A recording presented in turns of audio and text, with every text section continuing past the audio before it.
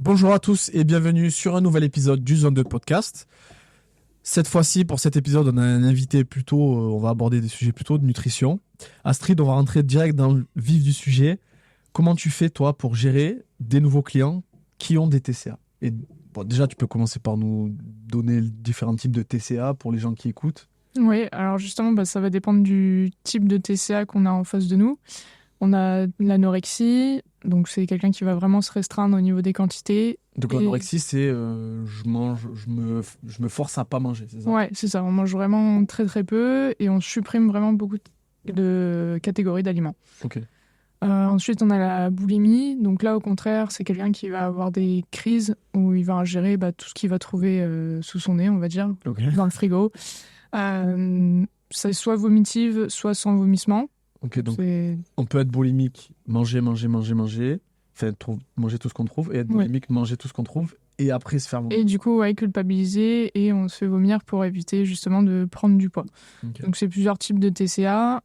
Il faut faire vraiment en fonction de la personne. En général, on fait une première phase où justement on va réaugmenter les apports petit à petit, que ce soit en anorexie ou en boulimie, parce qu'en général, les crises de boulimie, c'est qu'il n'y a pas assez d'apports dans la semaine. Et par exemple, il y a des crises le week-end justement pour compenser ce manque d'apport. Donc, on va faire un premier travail où on réaugmente les apports progressivement.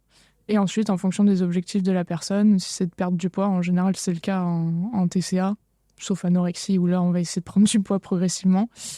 On va mettre en place un déficit calorique, mais très léger, pour perdre du poids doucement, sûrement, tout en intégrant des plaisirs au quotidien, pour pas retomber justement Ok, dans les crises de boulimie. tu préfères intégrer des petits plaisirs tous les jours plutôt qu'un cheat meal Ouais, déjà, j'évite la notion de cheat meal, surtout en TCA. On essaye plutôt de parler de repas extérieurs, repas libres, repas avec de la famille. Et par contre, on intègre vraiment des plaisirs au quotidien. Si la personne elle aime beaucoup le chocolat, je vais limite la forcer à manger un carré de chocolat par jour. Hmm. D'un chocolat qu'elle aime, hein. Pas du chocolat noir 80. 99%. Voilà. C'est Il y en a qui aiment ça, mais voilà. C'est plutôt du chocolat praliné. Enfin voilà, quelque chose de bon, un carré par jour ou deux. Enfin voilà, ça va dépendre de la personne. Et on va faire ça plutôt que la personne va manger la tablette à la fin du week-end, quoi. Et après, tu as quand même un accompagnement psychologique au début avec ces personnes-là. Ouais, bon. Comment tu gères justement quand elles arrivent avec ce problème et qu'elles n'ont jamais été suivies avant? On fait vraiment tout un travail d'antécédent, c'est-à-dire la personne, il va falloir qu'elle se confie vraiment à moi. C'est-à-dire déjà dans l'adolescence, en général, c'est là que ça se révèle, les troubles du comportement alimentaire, ou par un précédent suivi. Et donc on va voir tout ce qui s'est passé, tous les éléments qui peuvent déclencher ce genre de choses. Même au début du suivi, c'est normal, il peut y avoir encore des crises. Et donc là, je demande à la personne de noter vraiment ses émotions, qu'est-ce qui a pu déclencher ça, même si elle n'est pas sûre, de vraiment noter ce qui s'est passé toute la journée, même la veille, si par exemple c'est le matin, de noter comment elle se sent après, etc. Et on fait vraiment un travail psychologique là-dessus, où je rassure la personne. Et voilà, on avance petit à petit. Est-ce qu'il y a un profil psychologique type pour des gens qui ont des TCA parce qu'il y a toujours on va dire, un fond psychologique quand même vis-à-vis Ouais. de l'estime de soi ou... C'est en général, oui, des gens qui ont pas trop confiance en eux, malheureusement, qui ont justement au lycée peut-être été un petit peu mis de côté, ou subi des moqueries, etc. C'est des gens aussi, des athlètes un peu plus de haut niveau, qui veulent ressembler à tout le monde, enfin aux athlètes justement qu'on voit un peu plus sur les réseaux sociaux. Ils se disent tiens, pourquoi je ressemble pas à ça? En fait, ils ont peut-être juste pas la même morphologie. Les athlètes qu'on voit sur les réseaux, ils sont peut-être pas non plus alimentés correctement. Donc voilà, C'est qu'un versant de la médaille souvent qu'on voit sur les réseaux. Et oui. Parce que aujourd'hui, la majorité des gens qui te contactent, c'est plus pour une perte de poids ou c'est justement ce que tu montres là, qui veulent ressembler à un idéal en fait qui est mis en avant? Non, la plupart c'est quand même pour une perte de poids. Ok. On a 3 grosses catégories, on va dire, de suivi. C'est la perte de poids, la sèche musculaire. Ensuite, il y a quand même pas mal de prise de masse, surtout chez les hommes. Bon, il y en a quelques-unes chez les femmes quand même. La sèche musculaire, c'est quoi pour toi? C'est vraiment juste perdre de la masse grasse. Donc on perd aucune masse musculaire et on perd juste de la masse grasse. C'est juste changer son pourcentage de masse grasse. Ouais, c'est ça. C'est baisser son. Et t'as son tout le masse temps grasse. la prise de masse sèche aussi, non, qui existe. Les mecs qui veulent juste prendre du muscle. Ah ouais, alors malheureusement ça n'existe pas. Je leur dis bien au début, avant de commencer un suivi, je préfère être clair qu'il y aura toujours un petit peu de masse grasse de prise, mais qu'en général on fait justement un petit dégraissage à la fin si besoin. Mais plus la prise de masse sera... J'aime bien l'expression. C'est vrai que j'utilise souvent.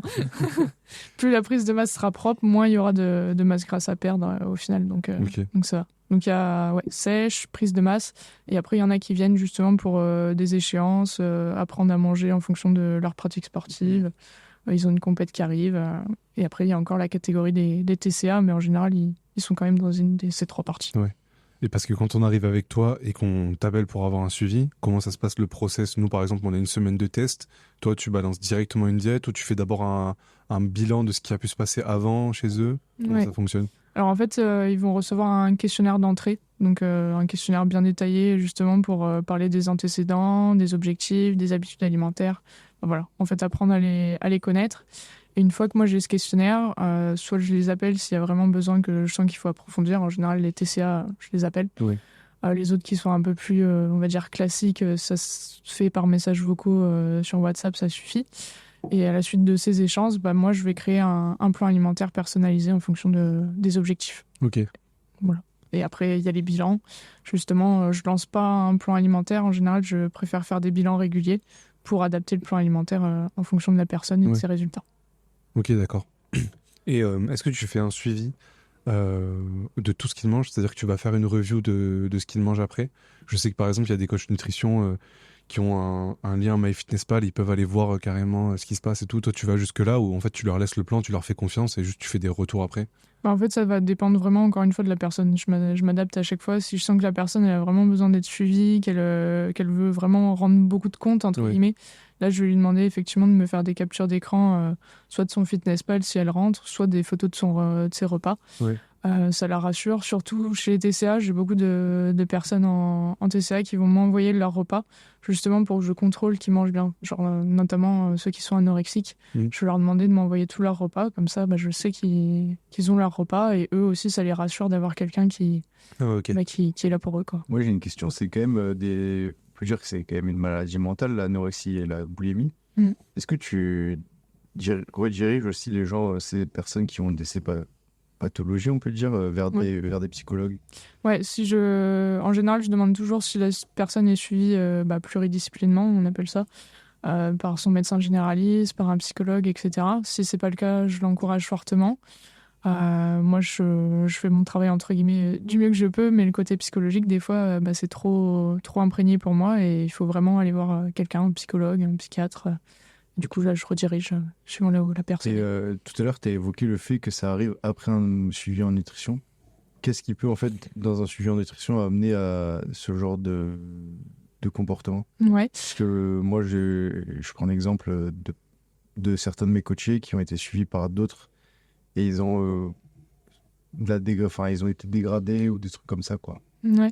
En fait, si un suivi en nutrition, il est trop bas en calories, que le déficit va être trop important, qu'il y a trop de frustration, c'est-à-dire que la personne va lui dire non, c'est zéro plaisir, c'est zéro cheat meal, etc. Là, au bout d'un moment, effectivement, la personne elle va perdre du poids très rapidement. On va avoir des avant-après vraiment incroyables qui vont être postés sur les réseaux. Mais moi, j'aimerais bien voir les avant-après 3 mois après le suivi. Parce qu'en général, ils reprennent tout le poids perdu et c'est là où ça va pas. En fait, ils ont été tellement frustrés qu'une fois que le suivi est terminé, qu'ils n'ont pas de compte à rendre, c'est là où il y a les crises de boulimie, justement, et ils vont tout déglinguer, entre guillemets.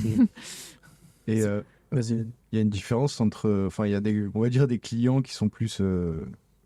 Moi, dans mon idée, en tout cas personnelle, et dans ce que je vois, c'est que les femmes en parlent plus qu'elles ont des problèmes, des troubles de comportement alimentaire, et des hommes. En tout cas, j'ai jamais entendu un homme qui dit j'ai des TCA, quoi. Ouais. Je sais pas si dans toi, si t'as des... T'en as louche, Si, c'est 50-50. C'est Ah ouais juste que les hommes sont beaucoup plus discrets sur ce sujet et ils osent pas trop en parler. Ça ressemble à quoi Mais- les TCA d'un homme du coup? C'est pareil, les mêmes? Ah, c'est la Boulimie, même chose, anorexie c'est ouais, boulimie. J'ai plus de boulimie pour le coup chez les hommes, pas trop d'anorexie, mais vraiment des crises, c'est des buffets à volonté, quoi. C'est chez eux, mais c'est des grosses crises de boulimie et ça, ils le disent à personne et on sent que même à moi, ça leur fait un petit peu, entre guillemets, du mal de leur en parler, comme s'ils avaient un petit peu honte. Mais voilà, moi, je dis qu'il n'y a pas de tabou à avoir, justement. S'ils veulent avancer, il va falloir que je les aide et il faut être le plus transparent possible, quoi. Et pour Ok. ces gens-là, c'est dur de se dire j'ai un problème, entre guillemets. Enfin, Ouais. Mm. Bah alors des fois, c'est vrai que le mot TCA en plus, il fait peut-être un petit peu peur. Donc on essaye de mettre d'autres mots, enfin de parler autrement, etc. De détourner un petit peu le sujet. Des fois, c'est vrai que la personne me dit qu'elle a pas de TCA, mais en fait, en regardant ses habitudes alimentaires et son comportement, en fait, je décèle qu'elle en a, même si je lui dis pas forcément. Du coup, Ouais. on essaye de travailler autrement pour pas trop la choquer psychologiquement. Et c'est quoi les privations, selon toi, on va dire, qui manquent le plus? Quels sont les aliments qui manquent le plus lorsqu'il y a de grosses restrictions comme ça? Bah alors ça va dépendre des personnes. En général, il y a soit des personnes qui sont plus salées et du coup là ça va être un petit peu style le fromage, Ouais. un petit peu de charcuterie de temps en temps. Et sinon il y a les personnes vraiment sucrées où là ça va être zéro chocolat, de la pâte à tartiner, du beurre de cacahuète, etc. Et pour eux ça va être dramatique de ne pas en avoir, ce que je peux comprendre. Du coup, ils finissent par manger le pot de Nutella à la Voilà, cuillère. c'est ça. Et c'est là où ça part, ouais, cacahuète. Ok. Et du coup, pour toi, les éléments en CrossFit auxquels les CrossFitters font pas assez attention en nutrition, Bah selon toi? C'est un sacré changement de sujet. Ouais, mais non, mais c'est vous voulez encore parler de ça? Dites-moi. Hein. Il a fait un virage à 90. T'as pris la première question du truc. C'est bon. Next. c'est toujours pareil, ça va dépendre du type entre guillemets de crossfitter, mais il y a souvent un déséquilibre dans l'alimentation qui porte toujours sur un des macronutriments. Donc, par exemple, chez les hommes, ils vont tendance à avoir mangé beaucoup trop de protéines. Chez les femmes, au contraire, il va y avoir des apports très très bas en protéines. Les glucides, en général, il en manque partout, que ce soit homme ou Ah ouais. femme. Il y en a beaucoup qui mangent pas assez de féculents, il y en a beaucoup qui mangent pas de féculents le soir. Ça, et les lipides, ça va vraiment être dépendant des personnes et des habitudes alimentaires. Il y en a, ils vont faire péter le score aussi. Par exemple, l'avocado toast avec du saumon, des œufs brouillés. Là, t'as tes lipides en une journée, quoi, sur un repas. Donc, c'est compliqué. Donc, c'est plus pour les crossfitters, ils ont un petit peu du mal, je pense, à gérer ce ratio de macronutriments et ce total calorique en général qui est trop faible par rapport à la demande énergétique Ouais. du Moi, crossfit. j'ai toujours eu du mal à faire comprendre à mes coachés qu'ils mangeaient pas assez de glucides. Et quand je leur dis, genre, ils sont surpris, tu vois. Oui, oui. On se rend, ouais. Et on a tendance toujours, même moi, quand j'ai commencé, protéines, je regarde tout ce que je mange, combien il y a de protéines, mais jamais regarder ce qu'il y a de glucides, l'indice glycémique, la charge glycémique, tout ça. Le pire, c'est les lipides. Ouais, et alors les lipides, j'en parle pas. Le pire, c'est le macro que. Ah, ça monte. Ouais, c'est vraiment le macro mal On aimé. va le voir. C'est le mal aimé, celui-là. Ça monte très vite quand même, les Ouais, ça lipides. va très vite, mais chez des mecs qui veulent prendre du poids en général, c'est ce qu'il faut ajouter le plus. Ouais, c'est vrai qu'on n'a pas le réflexe de manger des amandes, des noix, des Ouais. beurre de cacahuètes, etc. Mais ouais, c'est sûr que le crossfit, ça a vraiment une grosse dépense, une demande énergétique importante. Et les gens, ils se rendent pas compte et ils mangent quasiment pas de féculents le soir, ou même le midi après leur séance, s'ils s'entraînent le matin. C'est... Tu joues, toi, sur les timings des glucides. Par exemple, est-ce que tu conseilles des types de glucides à indice glycémique plus élevé, plus bas, en fonction de là où ils s'entraînent, ou tu conseilles plutôt du indice glycémique bas tout le temps? Non, mais alors, encore une fois, ça va vraiment dépendre du profil. Je pense que ça va être la réponse à chaque fois. Ah ouais, Mais c'est vraiment individualisé, quoi. Parce que justement, chez un athlète, effectivement, ça va être intéressant de jouer un petit peu sur ça, parce qu'il va avoir encore plus une dépense énergétique encore plus importante. Donc, il va falloir y aller niveau glucides. Un athlète, c'est quelqu'un qui s'entraîne pour Déjà toi. 2 fois par jour. Ok, Enfin, voilà. j'appelle ça Ok, ouais. en athlète entre guillemets. Ouais, Voilà, et il va falloir apporter des glucides rapides pour qu'il puisse refaire son stock de glycogène entre les 2 séances. Donc là, oui, on va jouer sur les glucides hauts. Sur les personnes, entre guillemets, un peu plus lambda, enfin, je veux dire comme moi, qui s'entraînent une fois par jour, je les laisse un petit peu plus libres au niveau de la répartition. On ne fait pas de timing de glucides non plus, parce qu'habituellement, sur certains suivis, on peut voir qu'on met plus de glucides autour de l'entraînement. Mais ça, j'ai remarqué que ça crée aussi un petit peu des troubles. Les personnes, par exemple, elles vont commencer à faire leur journée comme si elles allaient s'entraîner. Ah bah mince, je m'entraîne pas, du coup j'ai mangé trop de glucides, et là je vais culpabiliser. Et je coupe tout le soir. Voilà, je mange plus rien. Donc là c'est compliqué, c'est pour ça que je préfère faire une alimentation plus linéaire qui au final, sur le long terme, les résultats sont très bien. C'est plus une question de performance de vouloir ajouter des glucides Ouais. à IGO. Quelqu'un de lambda, entre guillemets, tu le fais manger pareil le jour de ses entraînements, le jour de ses rest days. Ouais. Pas... Exactement, pour pas qu'il y ait ce genre de fluctuation, bah mince, j'ai eu trop de travail, je vais pas m'entraîner, là je mange plus. Et puis pareil, cette culpabilité aussi du fait de je m'entraîne pas, du coup je mange moins. Il y a beaucoup de personnes en fait qui du coup vont devoir s'entraîner de plus en plus parce qu'ils veulent manger plus entre guillemets, et ça crée vraiment des cercles vicieux et ça peut déclencher des TCA, et notamment dans les TCA, c'est vrai qu'on n'a pas parlé de ça, mais il y a aussi ce fait de toujours vouloir faire plus d'activité physique. C'est d'être toujours en mouvement, ils vont aller marcher, ils vont aller faire du vélo, ils s'arrêtent jamais. Et c'est là aussi, ils me disent, ouais, mais moi quand j'étais en rest day, j'avais pas de féculents. Oui, effectivement, ça donne plutôt envie de bouger pour avoir à manger, quoi. Donc c'est ça. Parce que ce que tu dis, dans le sens où ça dépend, c'est que j'imagine que ça, c'est une optimisation que tu fais à la fin d'un suivi, enfin quand le suivi est plutôt poussé. Tu vas pas dès le début commencer à timer les féculents, les glucides et tout, sur quelqu'un qui déjà juste commence à bien manger, en fait. Mais c'est un stress en plus. Parce qu'il y a, je sais pas si vous avez vu un post de Florian Poisson là-dessus. Il avait écrit un post en quoi, quand s'était mis un peu à la FA pendant 3 mois là, et en gros il faisait moins attention à son alimentation, moins timé, etc. Il disait qu'il mangeait que 4 fois par jour, mais qu'il avait eu sa meilleure shape de toute sa vie. Alors que une des meilleures shapes off-saison, hein, mais en gros il se prenait beaucoup moins la tête, il avait beaucoup plus de plaisir à manger, beaucoup plus de plaisir à s'entraîner, il assimilait mieux, et du coup il a remis du plaisir. Et oui, c'est là où il ne faut pas oublier le plaisir, et effectivement, ça devient une obsession. Et qu'est-ce que tu avais dit, Théo, déjà ? En gros, les personnes... Que c'est par étapes, quoi. Oui, voilà, c'est par étapes, parce que des fois, ils arrivent, ils ont vraiment zéro connaissance. Ouais. Si je commence à leur parler de glucides IGO, de glucides IGBA, de lui mettre plus de glucides autour de l'entraînement, ils sont perdus. Il y en a, pour vous dire, ils disent que des pâtes, c'est des lipides. Hein, donc, faut y aller étape par étape. Mais je dis ça parce que moi, je me faisais chambrer quand... À l'époque où je m'entraînais 2 fois par jour, après ma première séance, je mangeais des Oreos. C'était là en mode, mais tu manges des Oreos, toi alors que tu t'entraînes 2 fois par jour. Bah ouais.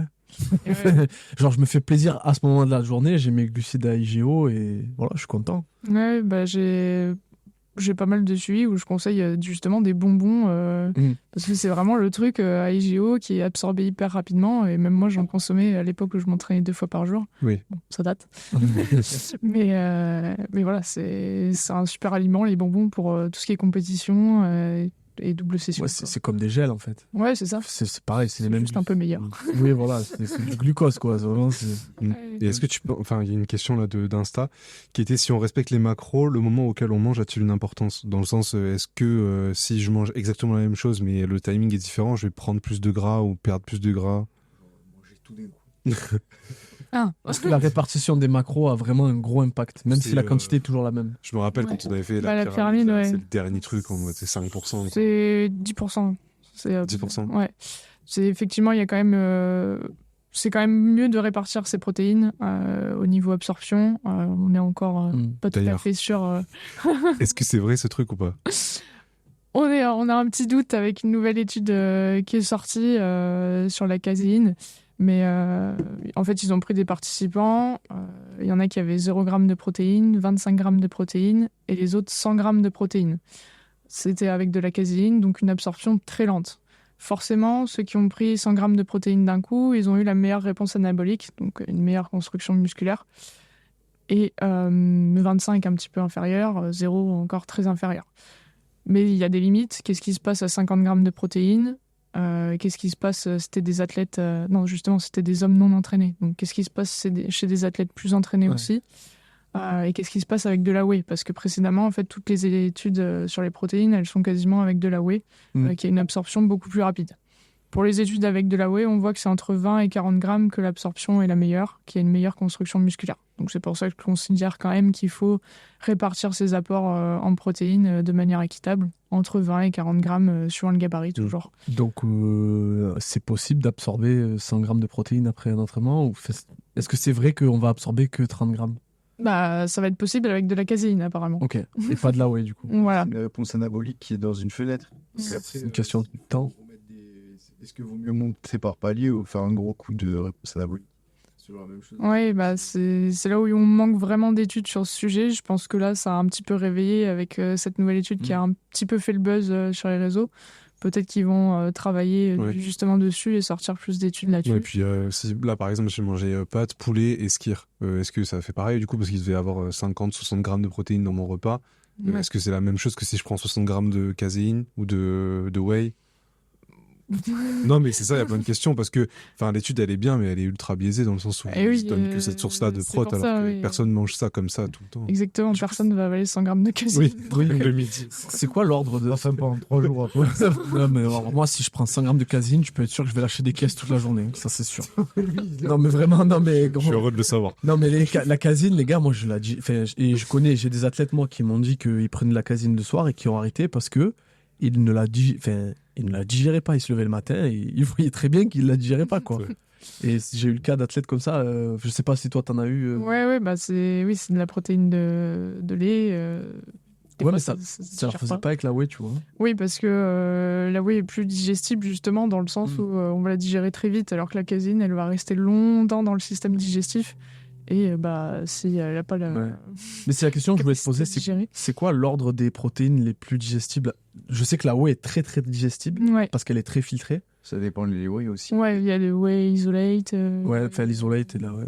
Mais du coup après, est-ce que par exemple la viande c'est moins digestible que les œufs? Est-ce que Alors effectivement, il y a en général, on classe plutôt protéines animales et Ouais. protéines végétales. Les protéines animales, c'est le top du top. c'est plus digestible? Ouais, c'est plus digestible, tout ce qui est œufs, viande, poisson. Les protéines animales, par contre, on n'absorbe que 50%. Donc déjà qu'il n'y en a pas beaucoup, par exemple, si tu manges des lentilles en te disant « ouais, je vais faire mon apport en protéines avec mes lentilles tu vas avoir 20 grammes de protéines et en fait, tu vas en absorber 10 grammes. Ok. Et sur 20 grammes de steak, t'en absorbes 20 grammes. 18. C'est Ok. le genre de... Donc ce que tu vois, J'allais le dire. J'allais le dire. donc, ce que tu vois au Pas dos, créer de polémique. genre 100 grammes de poulet, quand tu vois 21 grammes de protéines, je crois que c'est. En gros, Ouais. t'enlèves 20%. Non, t'en absorbes 20 grammes à peu près. C'est de l'ordre de 90% d'absorption, Ok, d'accord. les protéines animales, Ok. en moyenne. Ok. Donc 90% d'absorption. Et pareil pour la whey, du coup, c'est pas 100%. Enfin, en gros, ce que tu vois au dos de la fiche, c'est pas ça. La whey, c'est quand même le plus haut, c'est 98%, Ok. il me semble, de mémoire. Et c'est vrai que les aliments d'origine animale sont plus denses en termes de micronutriments ou pas? Ou c'est pas forcément... Alors, c'est pas les mêmes micronutriments, Ok. c'est ça qui est différent. C'est pour ça que, justement, des véganes ou des végétariens, on va devoir compléter un petit peu pour avoir tout le panel de micronutriments. Ok. Et ceux qui sont sur une diète carnivore, pareil? Sur une diète carnivore, s'ils mangent de tout, des légumes et tout ça, ça va aller. Parce que il y avait eu une mode, je sais pas si vous en souvenez, de la diète où on mangeait que Ouais. des steaks, des œufs, des produits laitiers. Bah, c'est ce qu'ils font à Bali, là. Ce qu'ils font Oui. ton ancien pote. Nicolas de Paoli, ouais, c'est pour ça. Ils font la diète carnivore. Ah. Et les seuls apports en glucides, c'est de l'ananas et du jus de pomme. Oui, bon, là, il va peut-être manquer des micronutriments aussi. En fait, du moment qu'on supprime une catégorie d'aliments, il va manquer quelque chose. On est fait pour être omnivore, justement, et manger de tout. Et c'est pour, justement, un apport en micronutriments optimal. Ok. Donc, voilà.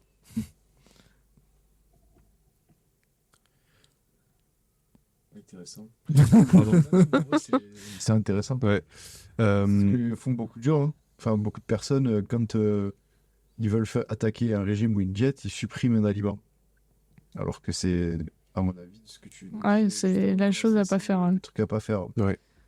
Si ton délire, c'est manger de la Ben Jerry's un peu le soir, bah, t'en manges une cuillère au lieu d'en manger un pot. Oui, c'est ça. Et tu fais comment pour quelqu'un qui commence à suivre et qui fait ça? Qui, par exemple, a son habitude de soit manger sa Ben Jerry's le soir ou manger 2 tartines de Nutella le matin. Tu fais quoi? Tu lui enlèves? Tu lui demandes de peser?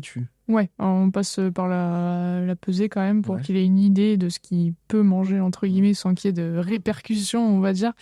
Donc soit il gère, c'est un grand garçon, entre guillemets, il est assez à l'aise et il gère avec ses macronutriments, lui en intégrant des petits plaisirs au quotidien. Soit c'est vraiment quelqu'un qui, les téléphones, c'est un petit peu compliqué, j'en ai beaucoup. Hein.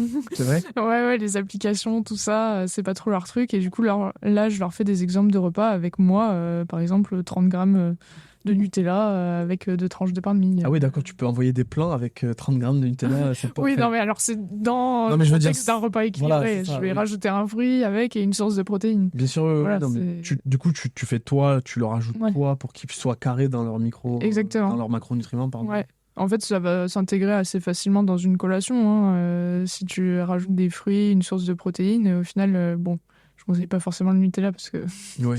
il y a beaucoup de polémiques aussi là-dessus. Ouais, Et une l'huile autre de pâte palme, à, voilà, ouais. une autre pâte à tartiner, au final, c'est des glucides, des lipides. Bon, bah, c'est un temps de transition. Au final, après, il va se déshabituer un petit peu et on va pouvoir alterner avec du beurre de cacahuète, par exemple, faire un jour sur 2. Mais voilà, je lui intègre vraiment dans ses repas. Et idem pour la glace, je lui mets en dessert, par exemple, au dîner. J'ai pas envie qu'il soit trop frustré, qu'il tienne, ouais, allez, je me dis, je tiens 2-3 semaines. Mais au final, 3 semaines après, bah, il va me manger le pot de Ben Jerry et il va dire, bah non, en fait, ça me convient pas ton suivi. J'arriverai pas à changer mes habitudes alimentaires. Quoi. Ouais.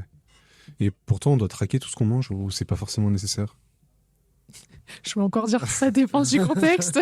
Est-ce que c'est un passage obligatoire quand tu démarres un suivi? Moi, j'aime bien commencer par ça, effectivement, parce que justement, ça donne beaucoup de connaissances.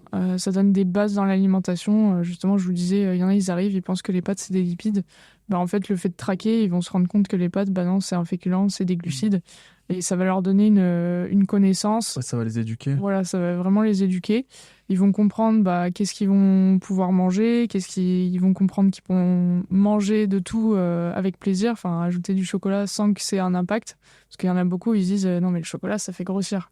Non mais en fait si tu le rentres dans tes macronutriments que je t'ai donné, qui est déjà en déficit calorique, bah non tu vas perdre du poids. Donc voilà, c'est vraiment une question de compréhension. C'est vrai que les gens ils ont du mal à dissocier l'aliment Et et ouais. la quantité, enfin, l'apport calorique. Ouais, mais Bah, ça- mais c'est bien parce que le tracking, ça leur permet aussi de comprendre et de mesurer aussi la quantité de sucre qu'il peut y avoir dans un truc. Genre par exemple, un chocobon, c'est 130 calories, un seul. Quand tu le vois, tu te dis jamais il y a 130 calories là-dedans. Après vérification, après la coupure de la caméra, on a vérifié les chocobons, c'est 33 cal. C'est pas 130. Mais ce que je voulais dire, c'est que souvent, genre, on se rend pas compte de la quantité de sucre qu'il peut y avoir dans un produit ou même les calories, ouais. Et en fait, le rentrer, bah, ça te fait vraiment mesurer l'importance du truc. Et moi, il y a une période aussi, je suivais pas mal des trucs de finance et tout, et j'avais un Excel où je rentrais toute ma compta perso. Et des fois, j'avais des micro-dépenses dans la journée, genre je m'arrêtais, je prenais une canette au Monoprix, je prenais un truc comme ça, une Monster, machin. Et en fait, J'en prenais 5, je prenais... et en fait, juste le fait de devoir le rentrer sur mon Excel, des fois, ça me limitait dans l'action de le prendre. Et je pense que ça fait pareil avec les suivis sur MyFitnessPal. Ouais. Juste le fait de devoir le rentrer et de te dire ah ouais, c'est vrai que je vais devoir mettre ça après. En fait, tu le fais pas finalement. Donc, t'économises des calories sur ta journée, quoi. Ouais, c'est ça, effectivement. Bah, ceux, par exemple, qui travaillent à la maison, Ouais. c'est là où il y a un peu plus de grignotage, parce qu'en fait, c'est plutôt une forme d'ennui réellement. Et le fait de dire, tiens, j'ai envie de grignoter, bon, il faut que je le scanne et tout, Ouais. la personne, elle va dire, oh, non, la flemme. Ouais, Puis en totalement. plus, ça va me gâcher mon repas d'après. Enfin, je Bah vais ouais, c'est ça. plus avoir de macros. Mais effectivement, ça éduque vraiment sur le fait... par exemple, la cuillère à café de beurre de cacahuète, pareil, on ne se rend pas compte que c'est déjà 10 grammes, Ouais. que ça va super vite. Ouais. Et c'est vraiment une question d'éducation. Et surtout aussi quand... Pardon, excuse-moi, c'est presque 100 calories en fait la cuillère de beurre de cacahuète au final. Ouais, presque, ouais, quasiment. C'est énorme. Et ouais, ça va vite. Ceux qui vont à la cuillère à soupe, etc., ça va vite. Ouais. Mais c'est vraiment une manière de les éduquer et surtout qu'on ait la même échelle aussi. Parce qu'il y a des suivis, je sais, ils disent tiens, je vais apprendre 4 cuillères à soupe de féculents. Ouais, mais 4 cuillères à soupe, c'est 4 cuillères à soupe, c'est des coquillettes ou c'est des farfales? Parce que Ouais. déjà, des farfales, t'en as 3 dans ta, Ouais. dans ta cuillère à soupe.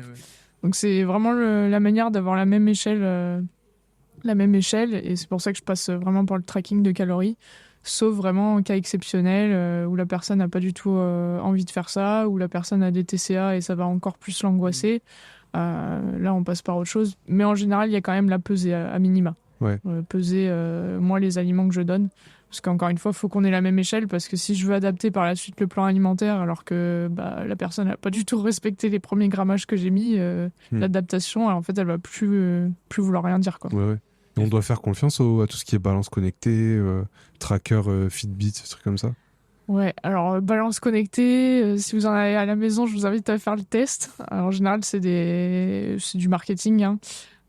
Vous pesez une fois, vous regardez justement taux de masse grasse, taux de masse musculaire. Vous essayez de boire 1 litre d'eau et vous allez voir si vous avez pris 1 litre, 1 kilo de masse hydrique ou 1 kilo de masse grasse. Moi, à chaque fois que j'ai fait le test, j'ai pris 1 kilo de masse grasse. Donc, Ouais. après, ça doit dépendre des balances. Il doit y en avoir des mieux que d'autres. Mais même en mettant le prix, Tu conseilles, c'est pas... du coup, impédance mètre, tu conseilles pas forcément. Non. Même ceux avec la poignée. Toi, comme ça, Pardon. toi. Du coup, impédance mètre, même ceux avec leur poignée. Mais tu... Non, mais c'est de la conduction, électrique au final. Ouais. Donc, Ça confond quand même. Ça confond, ouais. La balance avec poignée, il faut vraiment qu'elle soit très bien réglée et ça, faut savoir le faire. Parce que, j'en avais eu une, là où je travaillais à une époque. Si elle était mal réglée, pas la bonne taille, pas le bon physique de personne, ça marchait pas du tout. Et pareil, j'avais fait le test, moi j'avais pris 1 kilo de masse grasse alors que la balance, elle coûtait 1500 euros. Ah ouais? Tu l'as un peu là, quoi. Ouais. La seule véritable balance entre guillemets qui marche pour savoir notre taux de masse grasse et taux de masse musculaire, c'est le DEXA scan, ce qui est en fait une IRM, hein. Ouais. C'est une IRM et on sait ton taux de masse grasse, ton taux de masse musculaire, ta masse osseuse, Ok, donc tout ça. donc c'est ça que tu conseilles pour les suivis. Oh non, je vais pas aller leur dire de faire une IRM. Moi, ce qui fonctionne le mieux, Pince à pli. pince à pli cutanée si la personne est en physique, mais moi actuellement c'est des suivis à distance. Tout simplement une évaluation au niveau photo. Ouais. Ça fonctionne très bien, surtout quand on a l'œil, on s'y fait. On n'est pas à 1% en général de masse grasse près, on s'en fiche. L'objectif c'est de perdre de la masse grasse en général, c'est pas d'arriver à 10% de masse grasse. Donc il y a l'évaluation visuelle et il y a les mensurations tout simplement pour suivre mensuration tour de ventre, tour de pec, tour de dos, peu importe pour suivre l'évolution et ça suffit amplement. Pas besoin de... Si la personne elle me dit j'ai une balance connectée et tout ça, je suis oui, c'est bien. Tu peux la revendre. Je m'en sers pas. Ouais, toi, tu fais à l'ancienne, juste avec les photos, ça suffit pour Ouais, avoir... photo, mensuration. Ok. Et il y a beaucoup de... Enfin, moi, quand je parle de nutrition autour de moi, il y a beaucoup de gens qui me disent stagner, en fait. Ils ont l'impression que leur métabolisme est à l'arrêt. En fait, ils testent différentes diètes, ils vont tester des suppléments, des compléments, et puis ils voient pas de progression, en fait, sur leur physique. Toi, généralement, c'est dû à quoi quand t'as quelqu'un qui te contacte et qui a ce genre de soucis? Généralement, ceux qui sont tout simplement à leur maintenance calorique. Ok. Donc, en fait, ils vont pas prendre ni perdre du poids. C'est tout simplement être à l'équilibre. Donc, il y a beaucoup de personnes qui pensent être en déficit parce qu'ils font beaucoup d'efforts, etc. Mais en fait, les quantités sont trop grosses ou alors ils oublient les huiles de cuisson, les matières grasses par-ci par-là. Donc, ce qui font qu'ils sont à la maintenance. Et ceux qui cherchent à prendre du poids et qui n'en prennent pas, c'est tout simplement qu'ils ne sont pas en surplus. Donc, va falloir manger un petit peu plus. Ouais. Et sinon, il y a une troisième possibilité, c'est ceux qui ont été en déficit beaucoup trop longtemps. Là, pour le coup, par exemple, quelqu'un qui va perdre, qui est vraiment en gros surpoids, qui a perdu déjà 10-15 kilos, et là, il arrive sur un plateau, il perd plus de poids, il comprend pas, etc. En général, c'est que ça fait déjà 6 mois, voire plus, qu'il est en déficit. En fait, il est temps de faire une pause. Il y a eu des adaptations métaboliques. Forcément, tu as perdu 10 kilos, donc ton corps, il brûle pas de la même manière. Il faut lui laisser le temps de réagir. Il faut faire 2 semaines à la maintenance, ça suffit. D'après les études, juste 2 semaines à la maintenance. Tes hormones, elles se remettent bien en route, bien en place, et après, tu peux repartir en déficit. Mais les gens, ils comprennent pas ils aiment pas faire des pauses. Ils se disent, je vais perdre du temps, je vais pas y arriver, etc. Alors qu'au final, c'est beaucoup plus productif de faire 3 mois, 2 semaines de pause, 3 mois, 2 semaines de pause. Tu iras beaucoup plus vite dans ta perte de poids que de faire 8 mois en déficit calorique, quoi. Comme la prise de masse. Ouais. J'ai posé la question, c'est vrai aussi pour l'inverse. Je sais pas, vous me rappelez on va pas dire son nom, mais j'en avais un. En gros, il faisait 70 kilos, il était à 4000 calories par jour et il prenait pas de poids. En fait, j'ai dû lui expliquer, mais il ne le comprenait pas, qu'il mangeait trop et qu'il fallait qu'il réduise fortement et après qu'il prenne son temps de vouloir monter parce qu'il était monté de...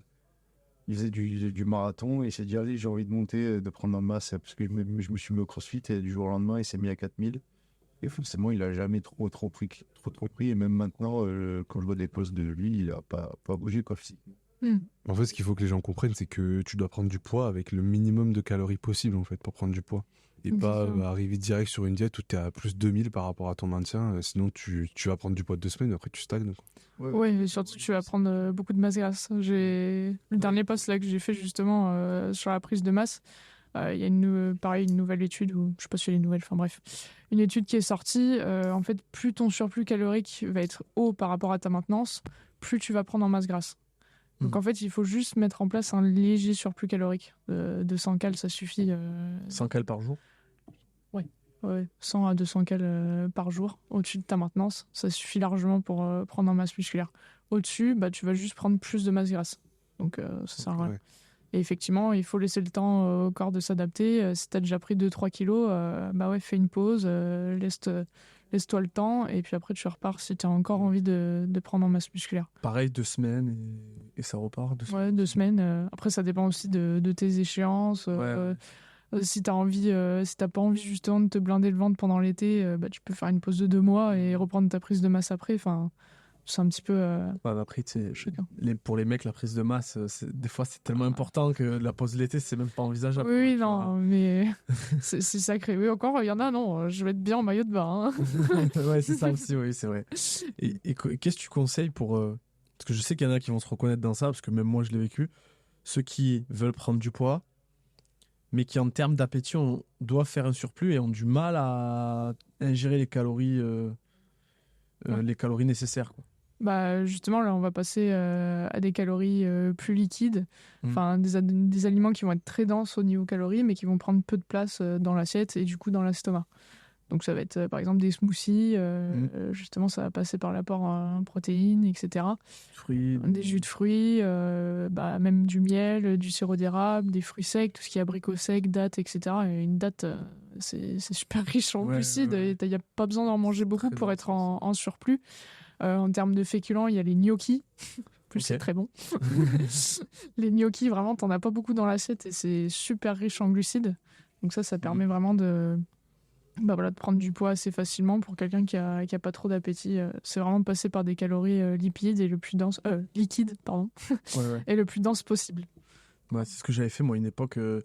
Je devais manger genre 120 grammes le matin, et j'arrivais pas, et je m'étais rajouté un verre de jus de fruits, en fait. Ouais, c'est ça, un Et verre ça de jus de faisait fruits. facilement 30 grammes que je buvais assez facilement. Ah, le jus de fruits, ça va super vite. Même le miel, le sirop d'érable, dès Ouais. que tu manges du skyr ou quoi, bah bam, t'en rajoutes et au fur et à mesure, tu vas prendre du poids parce que ça va rajouter un surplus, quoi. Oui, parce que la légende du mec qui mange 5000 cales par jour et qui prend pas. En fait, soit il mange pas 5000 cales, et c'est souvent le cas, soit il y a un gros problème dans le sens où il a augmenté trop vite, quoi. Ouais, et il faut faire attention aussi, en fait, le fait d'augmenter ses cales, inconsciemment, on augmente son NEAT, c'est-à-dire sa dépense énergétique de la journée. On va être plus souvent debout, on va aller marcher, etc. On va se sentir plus en forme. Et du coup, en fait, vu que tu vas augmenter ta dépense énergétique, tu seras plus en surplus calorique. Donc il faut vraiment faire attention que quand tu commences un surplus calorique, tu changes pas tes habitudes et ta dépense énergétique. Parce que quand tu es en surplus calorique, tu sens directement que tu as plus d'énergie. Ça dépend des personnes, mais en général, oui. Ouais. Bah déjà en maintenance, déjà rien que le fait d'être en maintenance, on sent qu'on a plus d'énergie et ça c'est assez rare dans le crossfit d'être en maintenance. Donc, Ouais. comme on l'a vu. Et du coup, par rapport, tu disais que les gars avaient tendance à manger trop de protéines. Est-ce qu'on peut vraiment manger trop de protéines? Bah alors trop, tu vas pas mourir, mais en Oui. fait ça va te servir à rien comparé à surtout en crossfit, il vaut mieux que tu manges plus de glucides pour avoir plus d'énergie justement dans ta séance que manger trop de protéines qui risquent de te causer justement des troubles digestifs comme on en parlait. Donc voilà. Et c'est vrai la légende de c'est pas bon pour les reins ou pas? Qu'on débunk ça une bonne fois. C'est vraiment à des taux astronomiques où Ouais. c'est pas bon pour des reins et c'est humainement impossible en fait d'ingérer ça. Ça a été fait justement dans des études en labo en passant par des protéines en poudre, mais c'est des taux qu'on mangera jamais C'est-à-dire, nous-mêmes. c'est combien?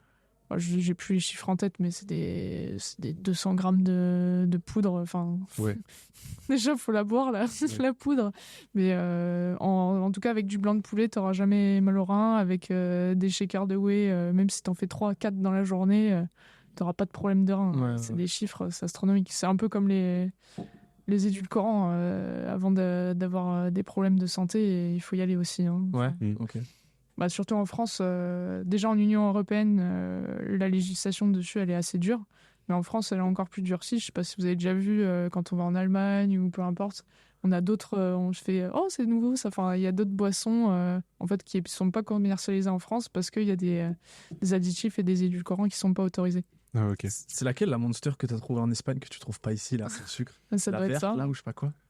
Non, mais je crois qu'elle arrive en France. Mais en tout cas, je sais qu'il y a des monsters qui sont modifiés. Enfin, genre, les recettes sont Ouais, modifiées les pour être recettes commercialisées en France. sont modifiées et les édulcorants, voilà. Non, mais c'est vrai qu'on est vachement protégé quand même en France par rapport à ça. Ou quand tu vois les rayons aux États-Unis où t'as des petits trucs comme ça et à 70 grammes de prot à l'intérieur, tu te dis, putain, ok, Ouais. là-bas, ils font vraiment ce qu'ils veulent. Même sur les Red Bull, moi je me rappelle quand ils ont commercialisé les Red Bull en France, il y avait 3 fois moins de caféine que les Red Bull que j'achetais en Espagne. Ouais. Ouais, non, pour le coup, la France, sur ce sujet, Mais après, moi, Fais je me demande attention. toujours parce que là, récemment, il y a eu l'étude sur les prots qui a montré qu'en fait, la plupart des claims de trucs de prot n'étaient pas vrais, enfin, mais genre étaient très, très, très éloignés de la réalité. Et du coup, je me demande vraiment, est-ce que c'est un véritable bouclier pour le consommateur ou est-ce que c'est un peu un leurre en mode on a mis ça, mais en fait, on vérifie pas vraiment, on fait des tests sur des échantillons réduits, on teste tous les 3 ans, tu vois.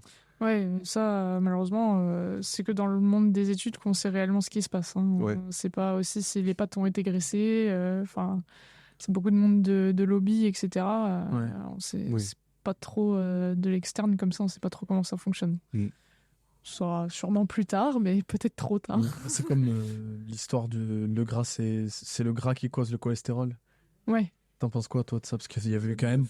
Il y avait eu, ouais, par exemple, le jaune d'œuf, il y avait eu beaucoup de. À une époque, ouais, mais faut pas manger gras, pas manger de viande parce que c'est le cholestérol. Bah en fait, il y a des modes. C'est un coup, le sucre, c'est l'ennemi, et un coup, c'est le gras. Je sais pas si vous avez remarqué, tous les 10 ans, entre guillemets, ça tourne. Il y a un nouveau cycle. Ouais, c'est ça. Puis d'un coup, t'as la monodiète pomme aussi. On sait pas ce que ça vient faire là. Mais- Pendant 30 jours, tu manges que des pommes, c'est ça? Ouais, c'est ça. mais du coup, non, clairement, c'est pas les lipides qui vont causer le cholestérol. On produit très peu de. Enfin, le cholestérol alimentaire se traduit très peu en cholestérol endogène. Donc, Tu peux faire l'explication des deux? La différence entre, La différence entre les alimentaire deux. et endogène. bah, le cholestérol alimentaire, on va le trouver dans certains aliments, justement, notamment dans les œufs. Jaune d'œuf, par exemple. Voilà, le jaune d'œuf. On peut manger des œufs. Et le cholestérol produit dans le corps, bah, c'est nous qui allons le produire d'une façon Hormonal. hormonale. Et du coup, Voilà. à quoi sert le cholestérol que tu ingères et celui que tu produis? Ils ont tous les deux le même objectif? Non, alors celui que tu ingères, justement, il va pas réellement entrer dans le cycle du cholestérol endogène. Et le nôtre de cholestérol, il va avoir des fonctions pour justement tout ce qui est artère, nettoyer les lipides sanguins, etc. D'accord. C'est un petit peu technique si on rentre Ouais. dans Non, le mais tu sujet. peux avoir trop de cholestérol. Oui, mais c'est plus lié à toi, ta À tes production, voilà, Ouais. ta production hormonale. C'est lié aussi aux facteurs environnementaux, c'est lié à ton âge, c'est lié à l'hérédité. Voilà. En fait, en Et gros, quand tu peux, même- tu peux en avoir trop via ton alimentation. Bah, si tu as fait ça pendant toute ta vie, oui, mais c'est plus, c'est pas parce que tu as mangé 2 œufs toute ta vie que tu vas avoir du cholestérol plus tard. Non, Ouais. au contraire. C'est par exemple si tu as mangé des acides gras saturés toute ta vie, donc des produits transformés, de la viande hyper grasse, de la charcuterie, etc. En surplus calorique. Voilà, en surplus calorique. Si tu as mangé ça pendant, je sais pas, 30, 40 ans, là, effectivement, tu as des risques d'avoir du cholestérol. Et encore, bah, c'est aussi en fonction des facteurs environnementaux, de tes antécédents. Même des médecins ne le comprennent pas. Ça. Ah oui, Je oui. prends l'exemple de ma grand-mère, elle a du cholestérol depuis qu'elle a. Enfin, beaucoup de cholestérol depuis qu'elle a 18 ans, mais enfin endogène. Mm. Et les médecins, ils disaient, oh, bah, arrêtez tous les trucs, manger de la margarine. Ah oui, la margarine, putain. Ma grand-mère, elle en avait. Même actuellement, alors qu'elle a 75 ans, et c'est depuis qu'elle a 18 ans que c'est au-dessus, tu vois. Eh oui. Et les médecins, ils sont toujours matrixés par ce truc complètement. Non, mais clairement, en Je me plus. suis battu avec elle, là, ça fait 5 ans. Je l'ai démonté. Ça fait 5 ans, je me bats avec elle pour lui faire comprendre que le cholestérol, si ça fait depuis qu'elle a 18 ans que c'est comme ça, bah, tu peux prendre des médicaments ou quoi que ce soit, ça ne changera rien, quoi. Et oui, Même les médicaments, ça elle en avait plus. Mm. Avec les médicaments. Et vous vous souvenez de la mode qu'il y avait eu là dans les années 2000? Moi, je me rappelle, tu parlais de ta grand-mère. Non, mais tu sais, tous les trucs light, les 12 ans. yaourts light, fromage blanc light, il y avait tout qui était sorti en light, tout Ouais. était Ah, light. c'était la La mode du margarine. sucre à Ouais. cette époque. Mais c'était, et la chasse au cholestérol, au gras, Mm. tout. Il fallait pas manger de viande, fallait pas de... Canal+. La viande rouge donnait des tendinites aussi à une époque. Oui, et Vous puis vous t'avais souvenez de les, ça Ah, t'avais les ouais. infographies ou les vidéos horribles où t'avais, je sais pas, tu voyais un vieux puis ça zoomait dans son corps et tu voyais ses veines et quand il mangeait du beurre, ça se mettait comme ça dans ses veines. C'était là, tu sais, tu te sentais sale après en regardant ça, tu te disais, ah merde, mais c'est tout bouché partout là, Ouais. puis je mange des frites. Mais c'est vrai, d'ailleurs, question, par rapport aux lipides, quel lipide à éviter, quel lipide à manger? Est-ce que le beurre, il est bon, mauvais? Bah, c'est une question de quantité aussi, mais effectivement, quand même, les acides gras saturés, pour le coup, c'est quand même à éviter, entre guillemets, le plus possible. Le beurre, c'en est un? Le beurre, effectivement, il y a des acides gras saturés. Après, on peut quand même en manger quotidiennement un petit peu. Ouais, parce que moi, j'en mange tous les jours. S'il n'y a pas de produits transformés, s'il n'y a pas d'acides gras trans, ça, c'est les pires de pires. Donc, c'est ce qu'on retrouve, Oh, rigolez. Après, rigole. je sais pas. Mais se foutent de moi, non. Vous vous moquez de moi? Non. Si, vous vous moquez de moi. Non. Qu'est-ce que... Tu nous vois faire ça? Ouais, bien sûr. On va très bien faire ça. Tu regarderas la vidéo. Bon. Ouais, Pardon. du coup, ouais, les acides gras trans, c'est vraiment ceux à éviter le plus possible, mais ça, on va vraiment les retrouver dans les produits ultra transformés. Les acides gras saturés, ça va se retrouver dans tout ce qui est viande grasse et produits laitiers contenant du gras. Et donc ça, il va falloir les Fromage. manger. Ouais, voilà. Fromage, produits laitiers pas écrémés, Mhm. etc. Et ça, va falloir beurre. Va falloir les manger avec modération. Mais voilà, on peut en manger quand même. Ouais, donc 10-15 grammes de beurre par jour ou 10-15 grammes de comté ou d'emmental, c'est pas très grave, quoi. Oui, non, c'est très raisonnable. C'est toujours pareil. S'il y a que ça, ça va. Si la personne, elle va manger des plats tout préparés, cuisinés, là, Marie, je sais pas quoi. Marie, Marie, c'est Marie. Je sais pas, je suis Marie. Bah là, ça va commencer à poser problème si en plus de ça, elle mange du beurre, de la charcuterie, etc. C'est la dose qui fait le poison, en fait. Ok. Et Moi, parce que...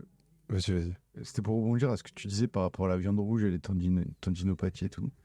Il y a, en fonction de... Nous, on avait eu un cours à la fac, en fonction de ce qu'on mange, on peut avoir une variation au niveau du pH, donc créer des inflammations, justement. Ouais, c'est Pour le l'équilibre acido-basique. acido-basique. Ouais. Bah, en fait, tout ce qui va être protéines, c'est plutôt acidifiant.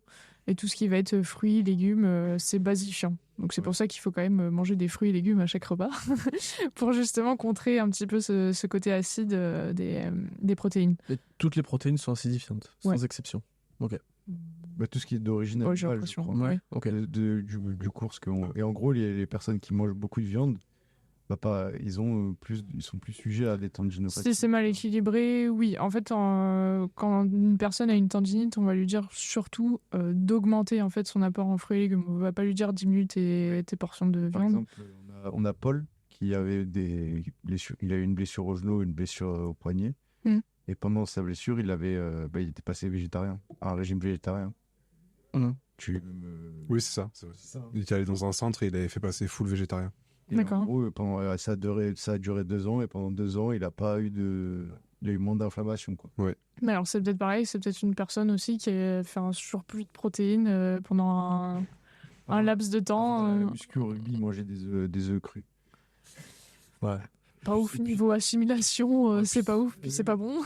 Même il est passé de 115 kilos à 90 aussi. Ouais, voilà. Il a Donc, arrêté le rugby, il faut a regarder perdu un petit peu 20 tous les facteurs, mais manger de la viande, non, ça va pas créer de tendinite. Il faut au contraire équilibrer avec des fruits et légumes et puis tout se passera bien, quoi. Tout est question de quantité, quoi. Bah, c'est ça, et puis c'est faire une assiette équilibrée en fait. On va pas juste manger un steak, faut que ça soit accompagné de légumes, de féculents. Et t'avais pensé quoi du Game Changer, là, le documentaire sur Netflix? Ils ont sorti le 2 il y a 3 mois, je crois. Propagande totale. Peut-être que tu l'as pas Pour vu. regarder le 2. C'est vrai? J'ai pas regardé le 2, non. Gros sujet. T'as pas vu quelques extraits ou même le buzz que ça a fait Bon, alors, si tu me dis un exemple. Bah, en gros, pour faire simple, il l'avait fait déjà il y a 2-3 ans, je crois. Ouais. Non, plus longtemps. Ouais, il y a j'étais- 3 ans, Ouais. 3-4 ans, ouais. En gros, ils ont. Quoi? On en avait déjà parlé dans un vieux. Ouais, c'est vrai, c'est vrai. Bah, en gros, pour faire simple, ils avaient pris des personnes et à certaines personnes, ils leur avaient donné un régime omnivore et à certaines personnes un régime vegan. Et à la fin, ils avaient mis sur des tests, mais purement arbitraires ou des trucs bizarres, en mode, bah voilà, le régime vegan, il a ça et le régime carnivore, il a ça. Mais en gros, les résultats du truc, c'était limite le carnivore, il a un cancer et l'autre, il pète le feu, machin. Je me souviens. Et là, sur le dernier, ils sont allés encore plus loin, c'est-à-dire qu'ils ont pris 8 duos de jumeaux, du coup.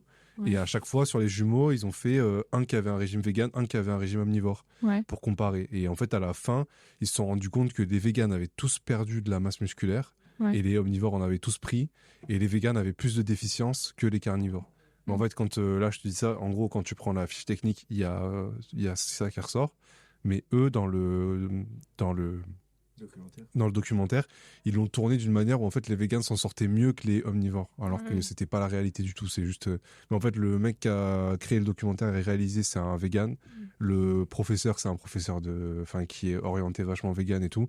Du coup, bah le documentaire est ultra biaisé, Ouais, c'est biaisé. mais il y a plein de gens qui s'en servent un peu comme référence, quoi. Ils avaient pris Schwarzy Sur le premier, ouais. Sur le premier. Alors que un an après, tu le vois Ouais. Merry Christmas avec une grosse dinde. Ouais, non, mais il y avait eu des conflits d'intérêts. Moi, je me souviens, j'avais vu un article de Meredith Rousse, donc une ancienne athlète de Games qui est diététicienne maintenant.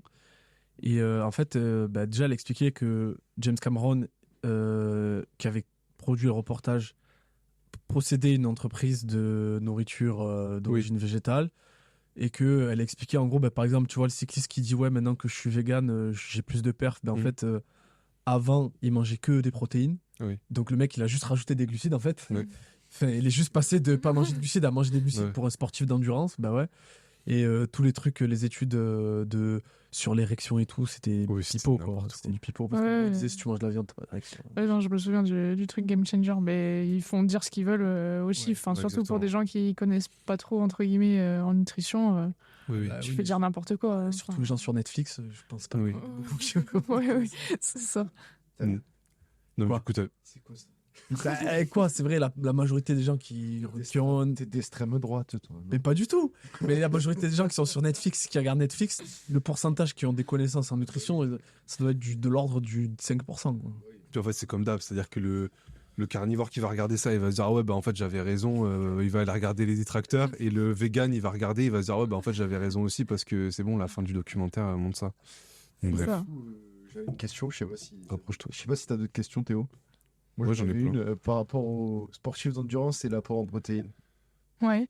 Voilà, si tu as des trucs. Ah, alors, en fait, ça dépend justement du sport pratiqué. L'Aerox, par exemple. Une épreuve d'une heure. De la course à pied, beaucoup. Ouais, bah alors, en fait, pour les sportifs de force, donc le crossfit, ça va être quand même entre 1,8 g et 2,2 g par kilo de poids de corps par jour. Et chez les sportifs d'endurance, on est un peu plus bas, on est entre 1,6 g et 2 g quand même par kilo de poids de corps par jour. Donc après, tu parles pendant l'épreuve des protéines. Avant, après. En gros, si, nous, on a eu des cours sur ça, comme quoi c'était ultra important quand t'es sportif d'endurance pour la récupération, justement. Ah, pour la récupération. Alors, pendant l'épreuve, si c'est en dessous d'une heure et demie, ça va servir à rien d'apporter des protéines, même en dessous de 3 heures. Donc, on va seulement apporter des glucides. Par contre, si c'est une épreuve qui dure plus de 3 heures, effectivement, on va pouvoir commencer à apporter un petit peu de protéines. Mais ça reste encore une fois marginal. Il y a peu de personnes qui font des épreuves de plus de 3 heures. En tout cas, voilà, l'Aerox, ça dure 2 heures. Ouais, 1 heure. 1 heure. C'est bien, une heure et demie. Une boisson d'effort glucidique simple suffit amplement. Par contre, effectivement, avant, on va avoir un repas avec un petit peu de protéines facile à assimiler, mais avec beaucoup de glucides. Encore une fois, le maître mot, là, ça va être le glucide, parce que vous savez très bien que c'est le substrat numéro 1 utilisé. Donc, pourquoi apporter des protéines alors qu'on se sert des glucides ? Je ne sais pas. C'est comme ceux qui boivent des BCAA alors qu'ils mangent 200 grammes de protéines par jour. Toujours pas compris. Pour le post-effort, post-entraînement. Ouais. post-effort, effectivement, et il faut refaire le stock, mais il faut refaire aussi le stock de glucides. Donc là, je mettrais vraiment l'accent sur les glucides, que ce soit avant, pendant, après. Et les protéines, elles ne bougent pas, en fait. Enfin, c'est un apport que tu vas avoir tout au long de l'année. Mais effectivement, il faut en apporter à chaque repas, donc t'en auras aussi. Ok, ouais. Et du coup, par rapport à l'apport en protéines, tu le conseilles de le lier à quel macro plutôt? Parce que nous, on a... Ouais, des glucides. Ouais. Parce que justement, ça favorise l'absorption, en fait. Ouais, glucides rapides plutôt. Ouais. Enfin, là, j'ai enlevé. C'est le repas, entre guillemets, que tu vas prendre juste après une compétition ou juste après un entraînement un petit peu intense. Ça va être des glucides à IGA et une protéine facilement assimilable. Donc en général, c'est de la whey. Hein. Donc un McDo, non. On évite. On sait très bien que une post-compétition de CrossFit, tout le monde finit au McDo, Burger King, clairement. enfin peu Mais importe. après, il y a un aspect psychologique. Voilà, il y a un aspect convivialité aussi, ça fait du bien. De toute manière, tu as perdu tellement de calories que ça va pas non plus être dramatique. Mais les recommandations, ça reste un repas très riche en glucides avec des protéines. Bon, on est plutôt sur des lipides chez McDo et Burger King, mais pas des protéines très saturé assimilables. Oui. Mais bon, c'est pas très grave. Mais c'est plus pour un athlète, par exemple des Games, qui va enchaîner plusieurs jours, ou même semi-finals, qui va enchaîner plusieurs jours de compétition. Le soir, je lui déconseillerais de manger un McDo. Je lui conseillerais plutôt justement un repas très riche en glucides avec des protéines. Okay, et on évite. La méthode de Rich Pruning en 2014 à manger des pizzas, ça va marcher. Tu te rappelles de ce. Bien sûr, je me rappelle, ouais. Je me rappelle. Manger les pizzas à la fin des journées. Ah ouais. Ouais, le dernier jour. C'était notre époque. Le dernier jour, et puis tout le monde. On se préoccupait pas trop de ça. Après. Oui, après, je pense qu'il y a des athlètes aussi qui sont très relâchés sur ça, parce que c'est un peu une manière de pas se rajouter un stress, je pense aussi. Exactement. C'est bien quand c'est quelqu'un d'autre qui le fait pour toi, que tu as déjà ton assiette de près. Et voilà, il y en a beaucoup maintenant. Hein. Il y a des diététiciens qui y vont, qui font les repas des athlètes des Games et tout. Ouais. Bah, les footballeurs pros, ils ont des cuisiniers chez eux. Ouais. Après, ils gagnent beaucoup d'argent, donc ils peuvent se le permettre, mais ils ont un cuisinier chez eux. Quoi. Non, mais là, ils vont tous aux Games avec leur glacière. Ils sont tous un ou deux sponsors. Bien encadrés. La série faut. Ouais. Non, mais c'est vrai en plus. Ils sont vraiment sponsors des Games. Est-ce que tu aurais des recommandations? Imagine là, quelqu'un qui s'entraîne à 16h, de 16h à 18h, tu vois, une grosse séance de 2 heures. Genre, tu répartirais comment ces macros sur la journée? Et surtout, je pense qu'il y a beaucoup de gens qui se posent la question, comment répartir le 1 heure avant l'entraînement et 1 heure après l'entraînement, et surtout le pendant l'entraînement. Sur une séance de 2 heures, tu vois, c'est quand même plutôt long. Imaginons que tu es force, metcon, renfo. Qu'est-ce que tu conseilles, surtout sur les mois qui arrivent où il fait chaud, humide dans les salles? Justement, là, pour le coup, la boisson d'effort, elle va être tout indiquée, même si, entre guillemets, on n'est pas un sport d'endurance. Au final, nos séances, elles sont quand même longues. On a besoin d'énergie tout au long de la séance. Donc, même si c'est écrit boisson pour un sport d'endurance, etc., elle fonctionne très bien. Donc, soit on la fait maison avec juste de l'eau, du jus de raisin et un peu de sel. Ça fait une boisson d'endurance. Soit on va chez Decat, on prend les boissons isotoniques, Isostar, etc. Et ça fait très bien le taf. Ça permet d'être hydraté, il y a des électrolytes, il y a des glucides. Et ça te permet de tenir toute ta séance sans avoir le coup de pompe. Et dans ta séance, tu dois avoir genre une gourde d'eau et ça. Ouais. Tu peux avoir que la boisson d'endurance parce que alors, des fois tu as juste soif aussi. Plus en fait en hiver, la boisson d'endurance va suffire. Par contre en été, c'est bien d'alterner eau et boisson. Donc avoir 2 gourdes différentes. Et le sel de table suffit avec le jus de raisin? Ouais, la recette classique entre guillemets, c'est 1 gramme de sel, 400 ml de jus de raisin et 600 ml d'eau. Ok. Une boisson d'effort maison. Juste 1 gramme de sel? Ouais. Ok. C'est déjà pas mal. Après, oui, c'est pas mal. Oui, c'est vrai. C'est vrai. Après, le sel de table, il paraît qu'il y a beaucoup moins de minéraux, il y a beaucoup moins d'électrolytes, etc. dedans. Il faut privilégier. J'avais lu celle d'Himalaya ou des trucs comme ça. Ouais, celle d'Himalaya, c'est pas mal. Il y a bon. plus de minéraux dedans. Et... Ce qui est pratique, c'est que pour la boisson d'effort, là que je dis, il y a les petits conditionnements sachets d'1 gramme qui existent. Pas non plus se prendre la tête. Parce que peser ton gramme de sel, ça va être compliqué avec du sel d'Himalaya. Mais sinon, tu veux pas te prendre la tête. Tu prends une boisson Isostar chez Decat. Là, pour le coup, les sels minéraux et les électrolytes, ils sont complets, quoi. Voilà. Et au niveau de, si on devait résumer tout ce que tu penses de la nutrition, est-ce que ça entre en accord avec ce que dit Glassman sur la nutrition dans le level 1? Ouais, tu vois, non mais tous les trucs de base, genre juste manger des légumes, manger des fruits, manger des graines, le moins de Je crois qu'il dit manger produits de la transformés viande, manger possible. des légumes. Ouais. Il dit quand même peu de féculents Ouais, peu de et pas de féculents. sucre. Pas de sucre simple. raffiné. Ouais, il dit, Paléo, quoi. En gros. il dit la taille Ouais. de la pomme de la main de viande, légumes, un peu de féculents, assez pour soutenir l'effort, en gros, l'entraînement. Un Et peu ouais, après, contradictoire graines, de dire Voilà, ça. c'est surtout ça, assez pour soutenir l'effort et pas plus, et le moins de produits transformés possible. Ouais, bah, enfin, c'est un peu contradictoire quand la phrase d'après c'est pour soutenir l'effort. Si tu dis Ouais. peu de féculents, tu vas pas soutenir ton effort en fait. Enfin, tu vas pas soutenir ton activité physique de CrossFit à l'année. Donc voilà, il a un peu une vision, je vais pas dire archaïque, mais une vision un petit peu d'antan, on va dire, sur l'alimentation où effectivement les glucides n'avaient pas la place qu'on a compris qu'ils ont actuellement sur le fait d'apporter de l'énergie. Donc pour moi, il y a des bonnes choses comme il y a des mauvaises choses dans ce qu'il dit. Manger de la viande, oui, mais il faut manger aussi du poisson, des œufs, des produits laitiers, tout ça, il n'en parle pas trop. Va falloir manger plus de féculents que ce qu'il dit. Et manger du sucre, c'est pareil, c'est toujours dans le contexte. Sucre rapide, pourquoi pas après un entraînement intense.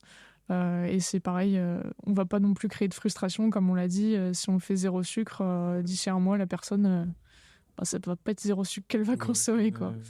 Donc c'est à prendre avec des pincettes. Il y a du bon et du mauvais, un petit peu comme dans tout, quoi. Il faut se faire son opinion. Tu penses quoi de la diète paléo? Parce que c'était aussi. Oui, c'est ça. En fait, dans lui, le c'est monde CrossFit, il est sur le modèle caveman, le modèle Bah, homme des cavernes. il a- pas vraiment promu la diète paléo, mais après, ça l'est devenu dans le CrossFit parce que ça y ressemblait en fait. Moi, genre en 2013-2014 jusqu'en 2018, t'avais beaucoup de gens qui Ah, moi je l'ai fait 2 ans. disaient ouais, je fais paléo, quoi. Moi je l'ai fait 2 ans. Ouais. Il y avait de très bons côtés, mais il y en avait des mauvais. Oui, voilà. La paléo, en soi, il y a des bonnes choses parce que ça va t'éviter de manger trop industrialisé. Pas de patates douces. Je mangeais des patates douces, mais pas de pommes de terre. Je sais pas pourquoi. Ouais. On m'avait dit que c'était pas bon et moi j'étais là en mode ok, je l'enlève et genre. Ouais. Voilà, je pense que c'était un truc d'américain un peu. Voilà, il y a du bon et du mauvais. Le paléo, comme je disais, ça permet de ne pas manger de produits transformés. Donc là, pour le coup, de revenir à une alimentation plus brute, c'est une bonne chose. Par contre, des fois, en situation sociale, etc., ça va être très compliqué. ouais. Voilà. Même les produits laitiers compliqués. Enfin, il y a beaucoup de choses un petit peu trop restreintes, quoi. tout ce qui est blé, tout ce compliqué, surtout quand tu vis en France au final. Faut être Voilà. flexible, quoi. Si tu vas au restaurant, tu manges des frites, c'est pommes de terre. Hein. C'est la méthode de Après, au niveau préparation qui est changée aussi. digestif, par contre, ça a de très bons côtés. Ouais. Quelqu'un qui a des problèmes digestifs. Forcément, tu retires produits laitiers et gluten, c'est les deux inflammatoires, on va dire, produits les plus inflammatoires. Peu importe qu'est-ce qu'elle a la personne, en général, ça va mieux, quoi. Mais voilà, c'est pas ce que je conseille, le paléo. Après, si la personne a envie de tester, pourquoi pas.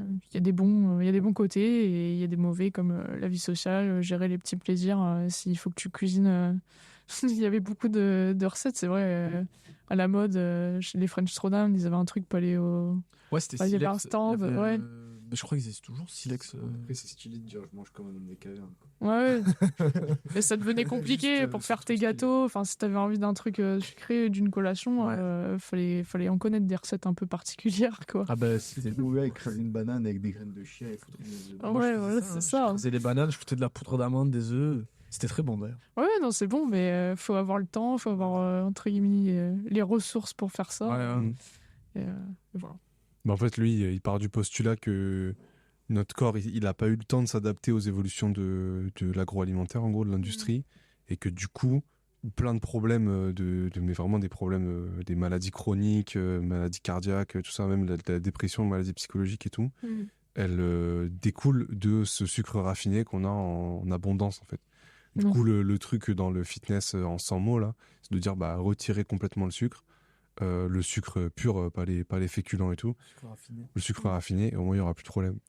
Ouais, alors. C'est Mais oui, pareil, après, c'est pour un prendre, athlète, c'est pas, ouais. c'est pas optimal, mais lui, je pense que c'est plus à Mais porter. même pour la personne de tous les jours, est-ce que c'est réellement le sucre raffiné qui a causé tous ces problèmes ou est-ce que c'est le stress? Est-ce que c'est Ouais, notre après, mode ça de s'inscrit vie, dans. Lui, c'est un américain, donc Ouais, voilà.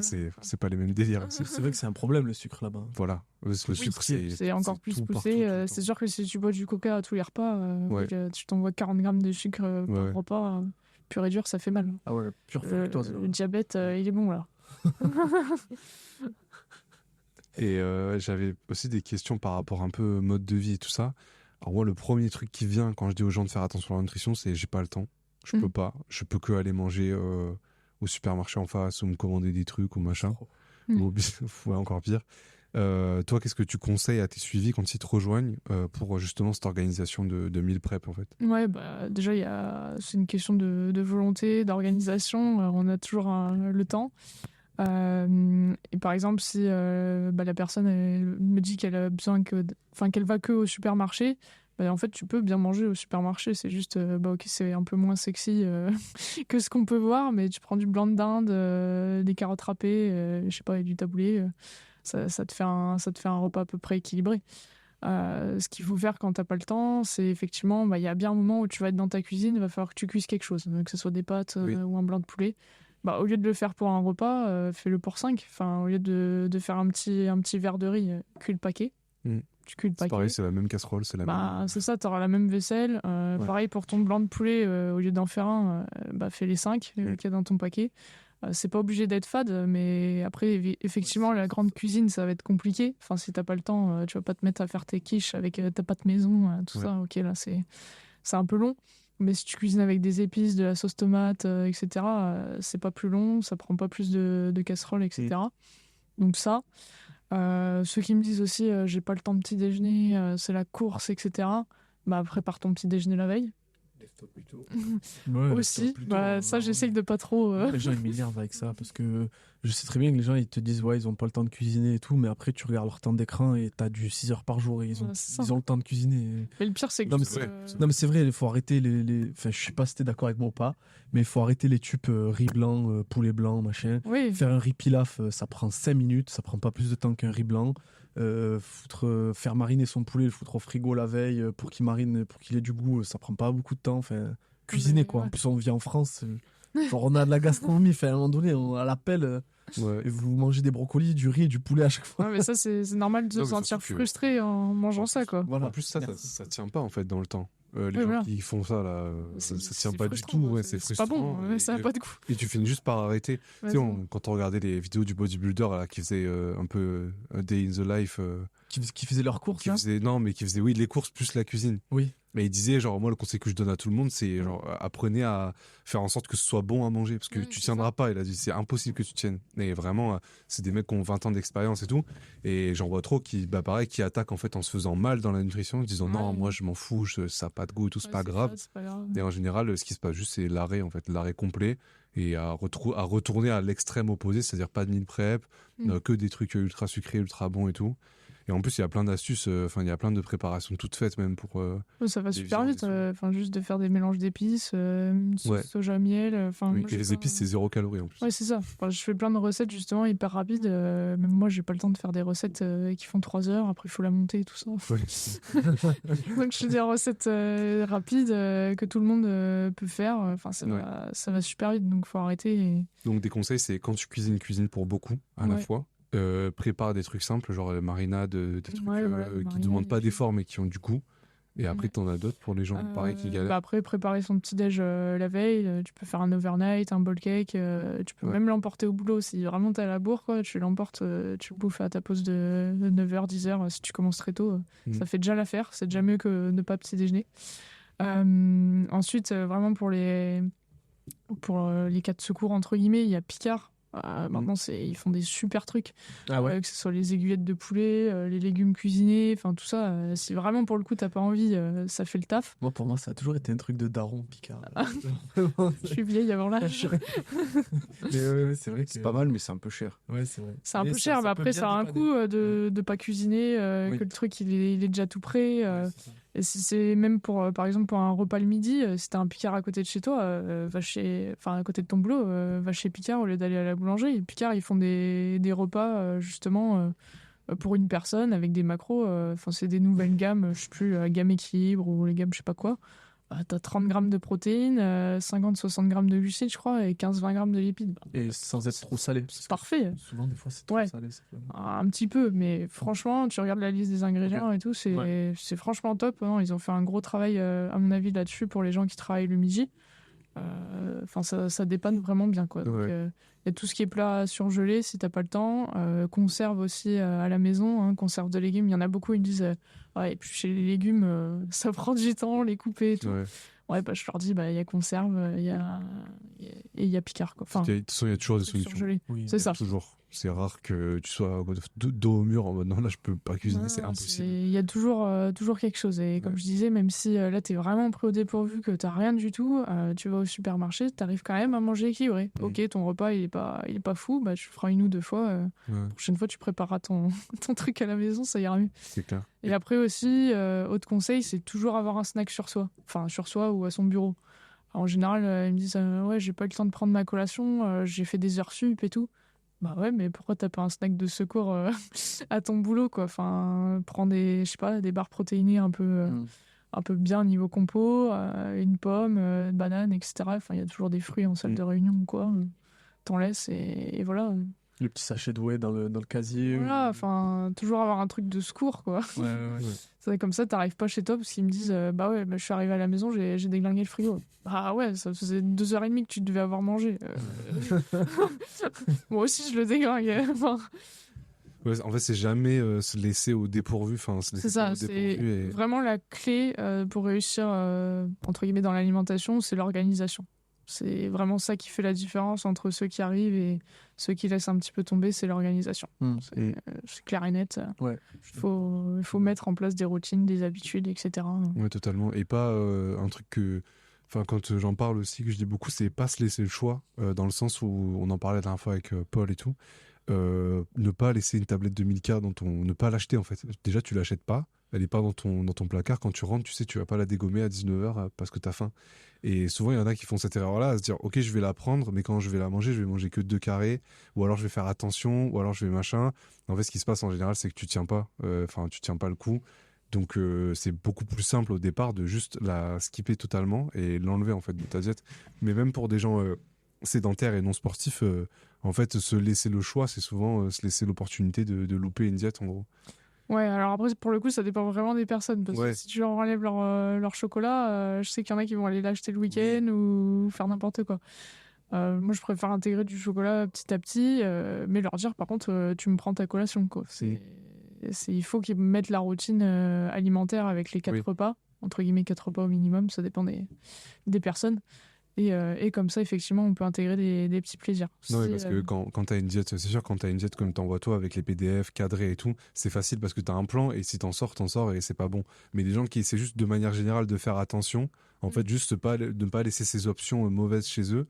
En gros, si chez toi tu mets que des fruits et des légumes et des trucs à préparer, des trucs où il faut sortir une casserole et une poêle pour le faire, bah déjà tu limites tes options en fait. Donc c'est plus facile de. Enfin, c'est plus dur de faire n'importe quoi. Voilà, déjà. Mérite. À un moment donné. Moi, je pense que les gens, ils voient pas du bon angle le fait de cuisiner. Ouais, ils voient ça comme une corvée, clairement. Moi, c'est vraiment un moment avant, genre, je me mets un podcast où mais justement, oui, voilà. je pense et puis je sais qu'après, je vais manger un bon truc, tu vois. Alors, je sais pas, j'ai été éduqué comme ça, moi. Le repas, ça a toujours été un moment important dans ma famille. Là, pour le coup, l'éducation, elle rentre vraiment en jeu. Si t'as des parents qui avaient l'habitude de cuisiner, bah ouais, la personne, elle va cuisiner. Si t'as des parents qui cuisinaient pas du tout, justement, qui faisaient des trucs congelés, qui commandaient tout le temps, etc., tu vas voir ça comme une corvée, une perte de temps, etc. Mais effectivement, tu mets un podcast. Si t'es vraiment accro sur Netflix, tu peux même regarder ta série Netflix en même temps, quoi. Enfin, c'est pas un problème. Et puis tu manges bien, tu es content de manger ce que t'as fait, quoi. Aussi. Ouais. Et le jeûne intermittent, t'en penses quoi? Tu penses que c'est une bonne alternative pour supprimer tes cales rapidement? Ça dépend des personnes. Jeûne intermittent, encore une fois, c'est juste une manière de créer effectivement un déficit calorique. Mais après, ça va pas correspondre à tout le monde parce qu'il y en a, ils vont faire le jeûne intermittent, donc ils vont pas manger le matin. Mais ils vont quand même réussir à rattraper les cales qu'ils n'ont pas mangé. C'est-à-dire ils vont tellement avoir faim et tellement être frustrés de ne pas avoir petit déjeuner qu'ils vont faire péter les compteurs après. Donc effectivement, il y a des fois, on voit des résultats un petit peu miracles avec le jeûne intermittent. J'ai trouvé une super méthode et tout. Non, c'est juste qu'elle te convient à toi parce que le matin, tu n'as pas envie de manger, que tu as la flemme, etc. Mais à d'autres personnes, ça ne va pas du tout leur convenir et au contraire, ils vont être en surplus calorique. Donc, enfin, c'est un moyen parmi d'autres de mettre en place un déficit calorique. Ouais. Non, parce qu'il y avait des études qui montraient que justement pendant ce temps de repos là de 16 heures ou 14 heures ou 12 heures selon comment tu le fais, tu avais quelque chose qui se passait dans ton métabolisme qui était différent d'une diète classique où juste tu supprimais des cales, où tu retirais des cales, genre je sais pas, ça utilisait ta graisse en gros pour faire fonctionner vu que tu sortais de la Parce que fenêtre. tu rentres en jeûne, tout simplement. Ouais, voilà. Mais en fait, il y a des études aussi qui ont montré que le jeûne intermittent n'est pas plus efficace qu'une autre diète mettant un déficit calorique pour une perte de poids. Oui, donc toi, c'est pas quelque chose que tu vas mettre en place chez quelqu'un. Non, surtout chez le sportif. Faut se dire un truc, surtout que quand on lit des études, le mec, quand il fait son introduction, il fait son étude et à la fin, il veut trouver ce qu'il expose dans son introduction. Oui, c'est clair. Donc, des fois, les datas, Ouais. il les met un peu comme il veut. Hein. Ah, c'est ça, c'est les chiffres, on peut leur faire dire tout ce qu'on veut. Hein. Enfin, bon, tu changes ton test statistique, tu as un résultat différent. Ah oui. Tu changes un chiffre par rapport à un mec, bon, t'étais pas celui qui te fait chier, un peu plus chier, bah, c'est vraiment un artefact, bah, tu l'enlèves de la série de données et hop, t'obtiens ce que tu veux en fait. C'est vraiment... Ouais, c'est ça. Non, mais si t'as une donnée, bah, tu peux te donner le droit en statistique de l'enlever. Une donnée qui n'est pas logique par rapport à tout ce que tu Oui, qui fait pas partie. Mais pour revenir au jeûne intermittent, surtout chez le sportif et chez le crossfitter, je le conseille pas. Parce qu'encore une fois, on a vu que les crossfitters, ils ont du mal à atteindre leur quota calorique et glucidique. Donc si tu leur enlèves un repas, bah, ça va être encore plus difficile d'atteindre ça. Ouais. Et puis encore moins, alors pour les personnes qui s'entraînent le matin, s'il vous plaît, n'y allez pas à jeun. Après, t'en as qui le tolèrent bien. T'en as qui ne le tolèrent pas du tout de pas manger le matin. Ça va vraiment leur créer des troubles. Mais après, ouais, c'est à voir. C'est vraiment en fonction de la personne. Normalement, si ton système hormonal il est bien rodé, qui fonctionne bien, tu dois avoir faim le matin. C'est une réaction physiologique du corps. On est censé se réveiller en ayant faim. Donc le fait de ne pas avoir faim, etc., c'est qu'en général, il y a quelque chose qui ne va pas trop bien, que justement, tu es peut-être en dessous de tes apports. Et voilà, que ton... Ah ouais, en dessous. Ok. En général, c'est en dessous. Sauf ce cas exceptionnel où effectivement tu as fait un gros resto la veille, etc. Et là tu sens que tu es encore pris au niveau digestif, mais là c'est encore autre chose, quoi. Parce que moi j'ai toujours eu du mal à manger le matin par rapport aux autres repas, tu vois. Ouais. Même en prise de masse. C'est justement, c'est que ton corps il est pas encore très bien réveillé. Le fait de manger le matin, en fait, ça va faire baisser ton cortisol. Donc c'est ça qui va aider ton système hormonal à se réveiller, etc. Ok, donc bien. Ça peut, si tu as un cortisol trop haut, ça peut rentrer en compte. Ouais, ça peut rentrer en compte aussi. Le fait que tu t'es pas fait le matin, ça peut être dû à un cortisol trop haut. Un cortisol trop haut, ouais. D'accord, intéressant. Il y a un truc dont je voulais parler aussi. Tu sais, en préparant du contenu, là, je suis retombé sur le post que tu avais fait avec la pyramide où tu mettais que la qualité des aliments, c'était le haut de la pyramide. Genre, ça comptait pas beaucoup en soi. Il y a plusieurs années, il y avait une approche, je pense qu'on en a tous entendu parler, c'était If it fits your macros. C'était un truc anglais où ça disait en gros tu peux manger ce que tu veux tant que ça rentre dans tes carbs, tes protéines et tes fats, ça va. Donc d'après ce post-là que tu dis, en gros la qualité des aliments elle compte que très peu. C'est-à-dire que je peux manger n'importe quoi tant que je suis en déficit calorique et que j'ai ma balance, ça va. Alors c'est pour cette pyramide alimentaire-là en fait. C'est pour la pyramide de avoir des résultats physiques. Si on est plutôt dans une pyramide approche santé, la qualité elle va être beaucoup plus basse en fait dans la base de la pyramide. Donc la qualité, effectivement, elle va pas trop rentrer en compte pour avoir les abdos visibles ou je sais pas quoi. Mais par contre, si tu veux être en bonne santé, si tu veux éviter d'être blessé, tout le temps fatigué, de bien récupérer, etc., là, il va falloir que tu regardes aussi la qualité de tes aliments. Puis si tu as malheureusement des risques dans ta famille aussi de maladies cardiovasculaires et tout, je t'invite vraiment à regarder la qualité des aliments pour éviter encore plus de risques, quoi. Okay. Donc, du coup, sur du long terme, c'est plus intéressant de viser la qualité quand même pour de la perf, sur le long terme. Oui, sur le long terme, la qualité, elle est au-dessus. Là, c'était vraiment une pyramide alimentaire pour les résultats physiques, en fait. Si tu veux perdre du poids, si tu veux prendre du poids, bon, bah, effectivement, la qualité, c'est pas ça qui va t'apporter les résultats à l'instant T. Mais sur le long terme, si tu es un athlète, il faut pas que tu te blesses, il faut pas que tu aies de tendinite, il faut que tu récupères bien de tes Mais sessions. tu vois, un athlète qui pendant 10 ans va prendre 4 Oreos après sa séance du matin et 4 Oreos après sa séance du soir, genre on n'est pas... on est sur du long terme, aussi sur un truc d'athlète. Quand on parle de qualité, on voit encore une fois le global. Oui. S'il mange de la viande, poisson, etc., du producteur à côté de chez lui, si c'est des fruits et légumes de France, qu'il n'y a pas d'aliments transformés, et qu'à côté il y a des Oreos, bah ça va, parce qu'en fait, s'il aura apporté tous les micronutriments dont il a besoin par l'alimentation brute. En fait, c'est juste un petit bonus, quoi, les Oreos. Ok, ça va. C'est le 80% qui compte, quoi. Comme voilà. Donc je peux manger mon beurre et vous trépaner aux Open. C'est ça. Nous, on peut se squatter 200 après avec. J'allais dire, faut regarder les résultats, là. J'avais une dernière question qui était dans les messages. Comment être sec et musclé au CrossFit? La problématique de beaucoup de mecs. Ouais, alors il faut séparer les objectifs. Déjà, faut pas oublier que ceux qu'on voit qui sont secs et musclés, en général, ça fait beaucoup d'années qu'ils font du sport, donc ils ont une maturité musculaire importante. Donc ça joue beaucoup. Qu'est-ce que tu appelles maturité musculaire? Bah, c'est-à-dire une bonne construction musculaire bien définie. Enfin, en fait, vous êtes plus calé dans ce sujet, à mon avis. Une masse musculaire, une masse musculaire construite sur les années et acquise, quoi. C'est ça. La petite panique.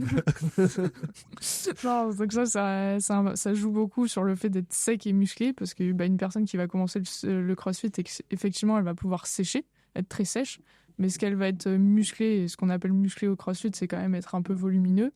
C'est pas sûr. Donc c'est pour ça qu'il vaut mieux dissocier les objectifs, donc c'est-à-dire sécher peut-être dans un premier temps, puis après construire de la masse musculaire. Ça sera plus rapide que d'essayer de faire les deux en même temps. Au final, tu sais pas si tu fais une maintenance, tu sais pas si tu fais une prise de masse. Bon, bah, en fait, tu fais rien de concret et tu bouges pas. Ouais. Donc la légende de je transforme mon gras en muscle, ça n'existe pas. Alors, ça existe chez les débutants. Ok. C'est vraiment l'exception et entre guillemets la chance du débutant. Ouais. C'est qu'il peut perdre de la graisse et construire du muscle en même temps. Ok. Mais une fois qu'on est à un niveau un peu plus avancé, je crois que c'est à partir d'un an, on peut plus faire, on peut plus faire les deux en même temps. Enfin, c'est vraiment très très minime. Donc il vaut mieux séparer les objectifs. Ok. Donc prendre le temps de faire sa prise de masse. Voilà. Puis ça sèche. Prendre le temps de faire prendre le temps de faire les choses bien. Faut pas être pressé. Encore une fois, les physiques qu'on voit sur Instagram, ça fait des années en général qu'ils font du sport. Après, il y a les retouches, il y a la lumière, etc. J'ai beaucoup de femmes qui disent ouais, je veux avoir les abdos visibles et tout. Ouais, mais celles que tu vois, des fois, elles ont les abdos visibles, mais tu vois pas leur bas du corps. Hein. Ça, c'est des morphologies différentes chez les femmes. Des fois, chez les femmes, on a un taux de masse grasse qui est vraiment très important dans le bas du corps et très faible en haut. Donc là, effectivement, elles vont avoir des gros abdos. Tu te dis, waouh, je veux être comme elle et tout. Mais au final, toi, tu n'as peut-être pas du tout la même morphologie. Tu vas avoir un taux de masse grasse plus équilibré sur ton corps. Et en fait, ça va être plus long, parce que du coup, il va falloir effectivement que tu sèches, mais que tu construis de la masse musculaire en haut pour que ça soit visible, quoi. Ouais. Et ça, c'est quelque chose qui prend du temps. Et les hommes, c'est quoi la répartition on va dire, plus fréquente chez les hommes? Un peu plus grassouillé en haut, entre guillemets, Ouais. et plus sec en bas. Ok. C'est l'inverse. C'est l'inverse chez les femmes. Puis ça dépend aussi d'un homme à un autre. Oui, voilà, il y a des hommes qui sont plus équilibrés. Il y a des femmes, par exemple, elles ont vraiment leur taux de masse grasse équilibré en haut et en bas. Moi, c'est à peu près le cas. Et d'autres, c'est complètement l'inverse. Et c'est pareil chez les hommes. Il y a des hommes, ils vont avoir tendance à avoir une petite bouée et des jambes très sèches. Et d'autres, ça sera plus équilibré. C'est pas grave. Ça sera plus équilibré aussi, quoi. Parce que je prends l'exemple de Jordan, mais à chaque fois, je me fous de lui avec ça, mais genre, il est joufflu, mais il a 8 abdos. Oui. Tu vois, donc il a une répartition de graisse, joues, abdos.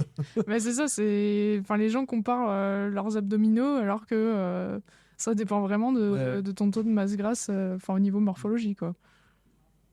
Ouais, et tu ressens beaucoup de frustration, toi, avec tes suivis par rapport justement au rapport au réseau, à entre deux athlètes que tu suis, un qui va être plus sec que l'autre, qui va te dire mais attends, comment ça se fait que lui il a ces résultats-là, on a commencé en même temps. Ouais, alors beaucoup de frustration, non.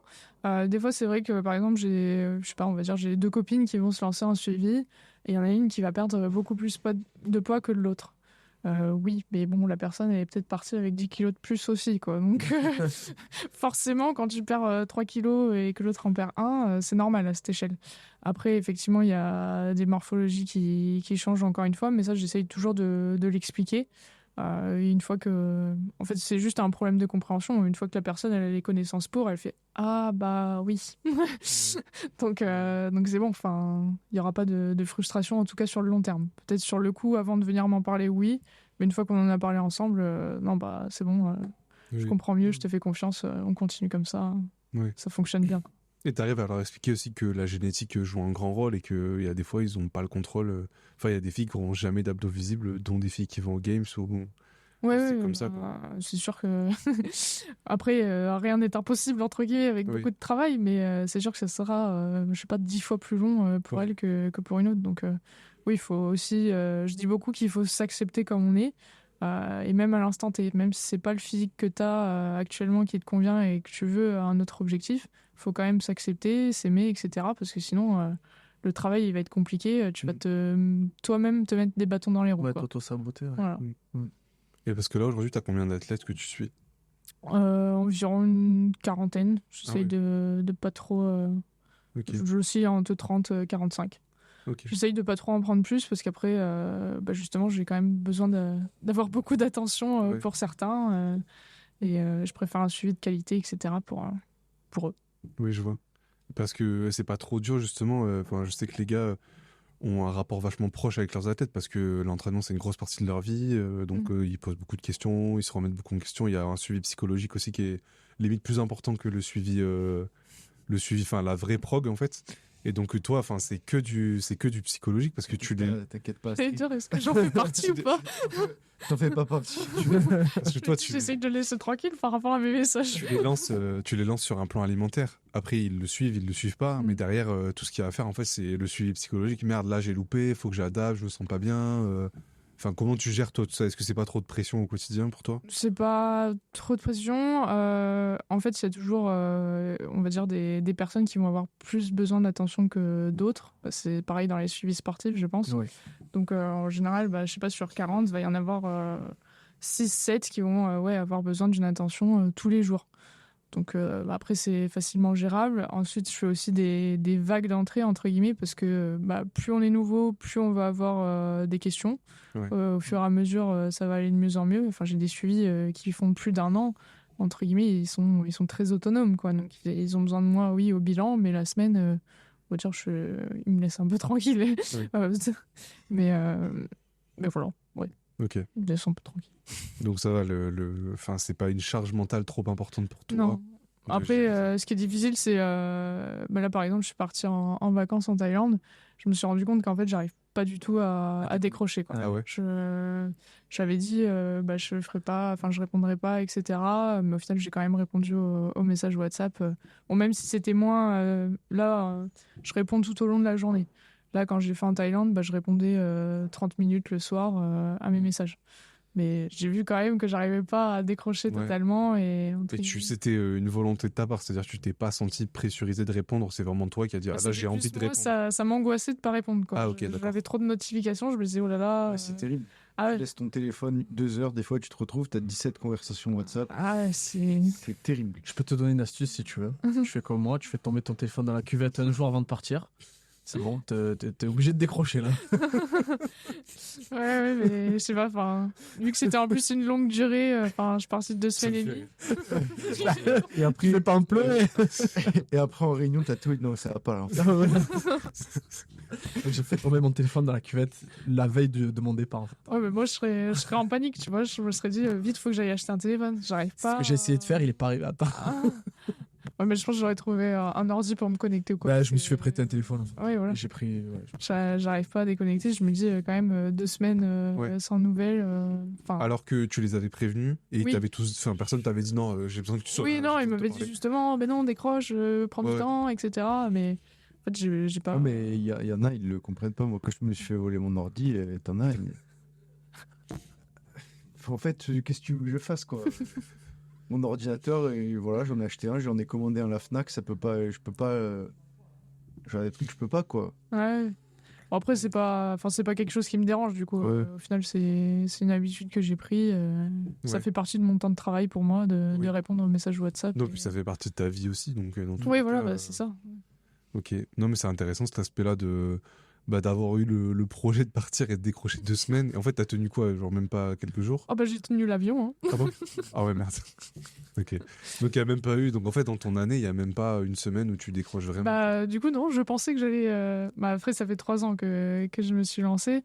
Donc là, c'était vraiment la première année où on faisait un gros voyage. Je me suis dit, bon, quand même, je vais essayer de Ouais. décrocher. Et en fait, non, bah, après l'avion, quand j'ai eu de la Wi-Fi, j'ai vu tous les messages, j'ai fait, bon. Et ça a un impact, ça a eu un impact négatif sur tes vacances ou Non, bah non, parce qu'au final, c'est ça que je disais, je prenais une demi-heure, bah, par exemple, quand mon conjoint était sous la douche, voilà, je prenais une demi-heure pour répondre. Lui, il faisait pareil, au final, il m'avait dit, je décrocherai, il a parce pas qu'il fait décroché. le même taf que toi? Non, il a ouvert une conciergerie, enfin, Ok. bref.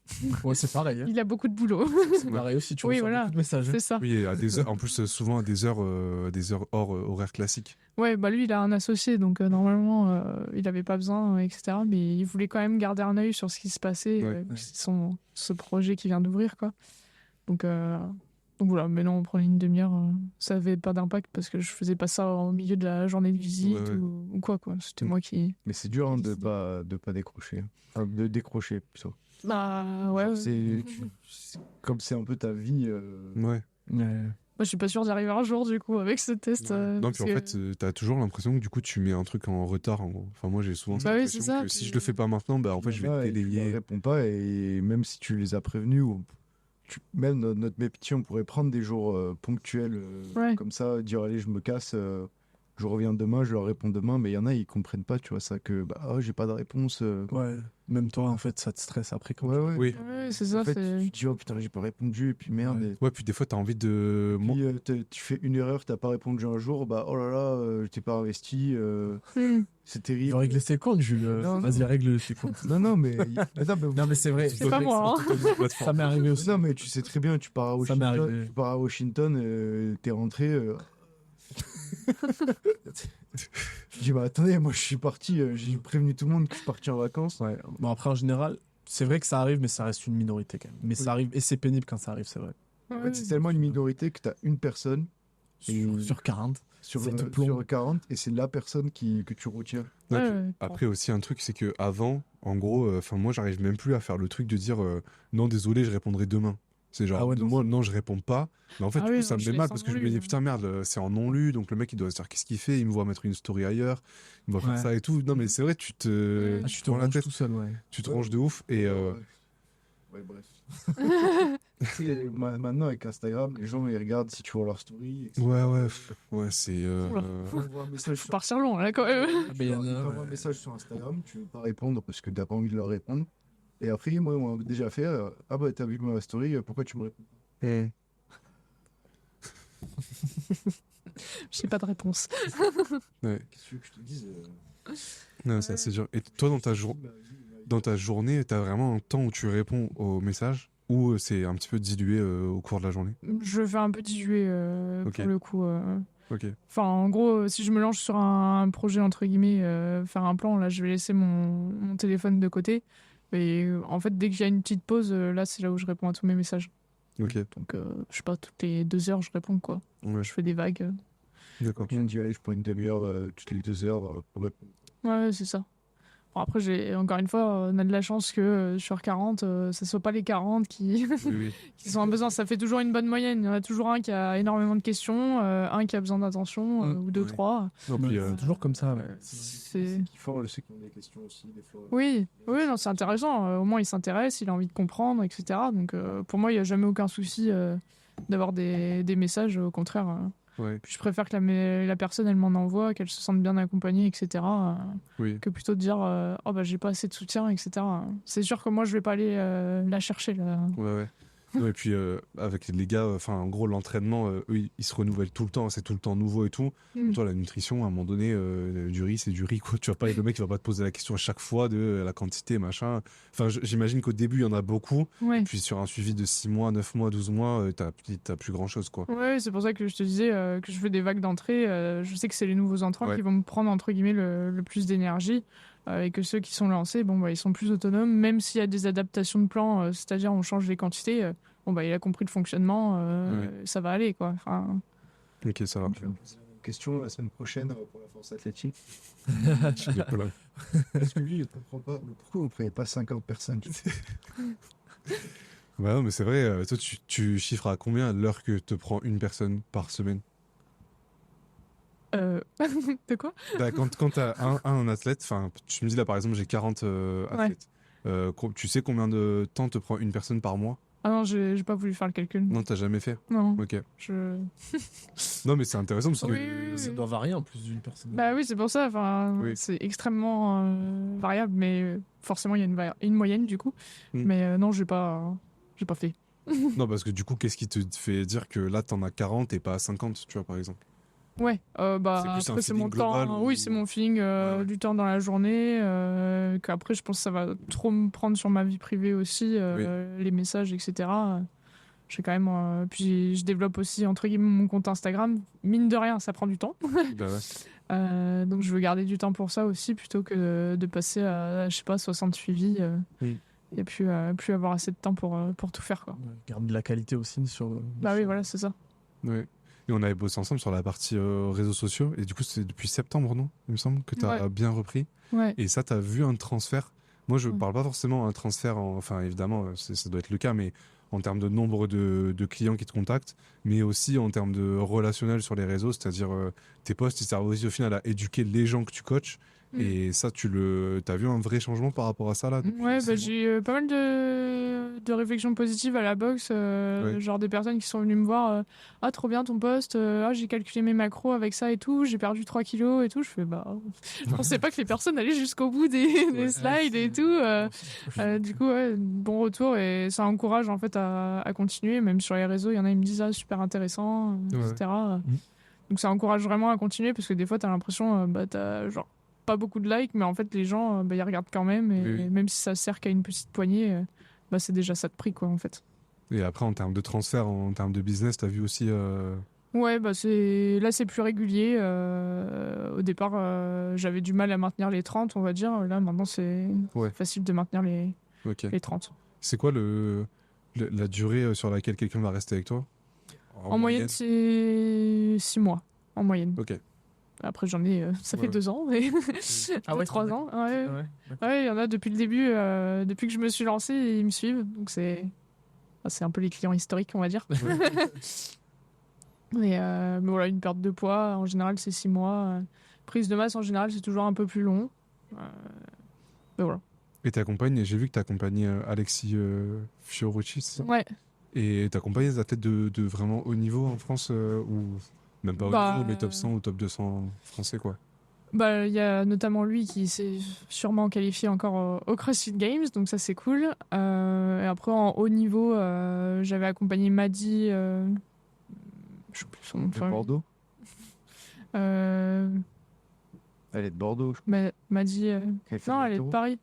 Elle fait de l'haltéro. Ah non, elle est de région parisienne. Ah Oui. ouais. Celle qui suit EMF. Oui, à un moment donné, ouais. Bon, voilà. Ok. Mais au haut niveau, non. C'est plus des athlètes. En même temps, ça fait une petite pourcentage. Enfin, dans une boxe, par exemple, l'athlète de haut niveau, il représente 0,5% de la boxe, quoi. Enfin, Ouais, c'est clair. donc c'est plus des gens comme vous et moi. Ouais. Ok. Bon, bah, très bien, on a fait le tour. On peut conclure? Ouais. C'est Mais au moment de conclure. merci à toi, Astrid. Ouais. Bah, merci à vous.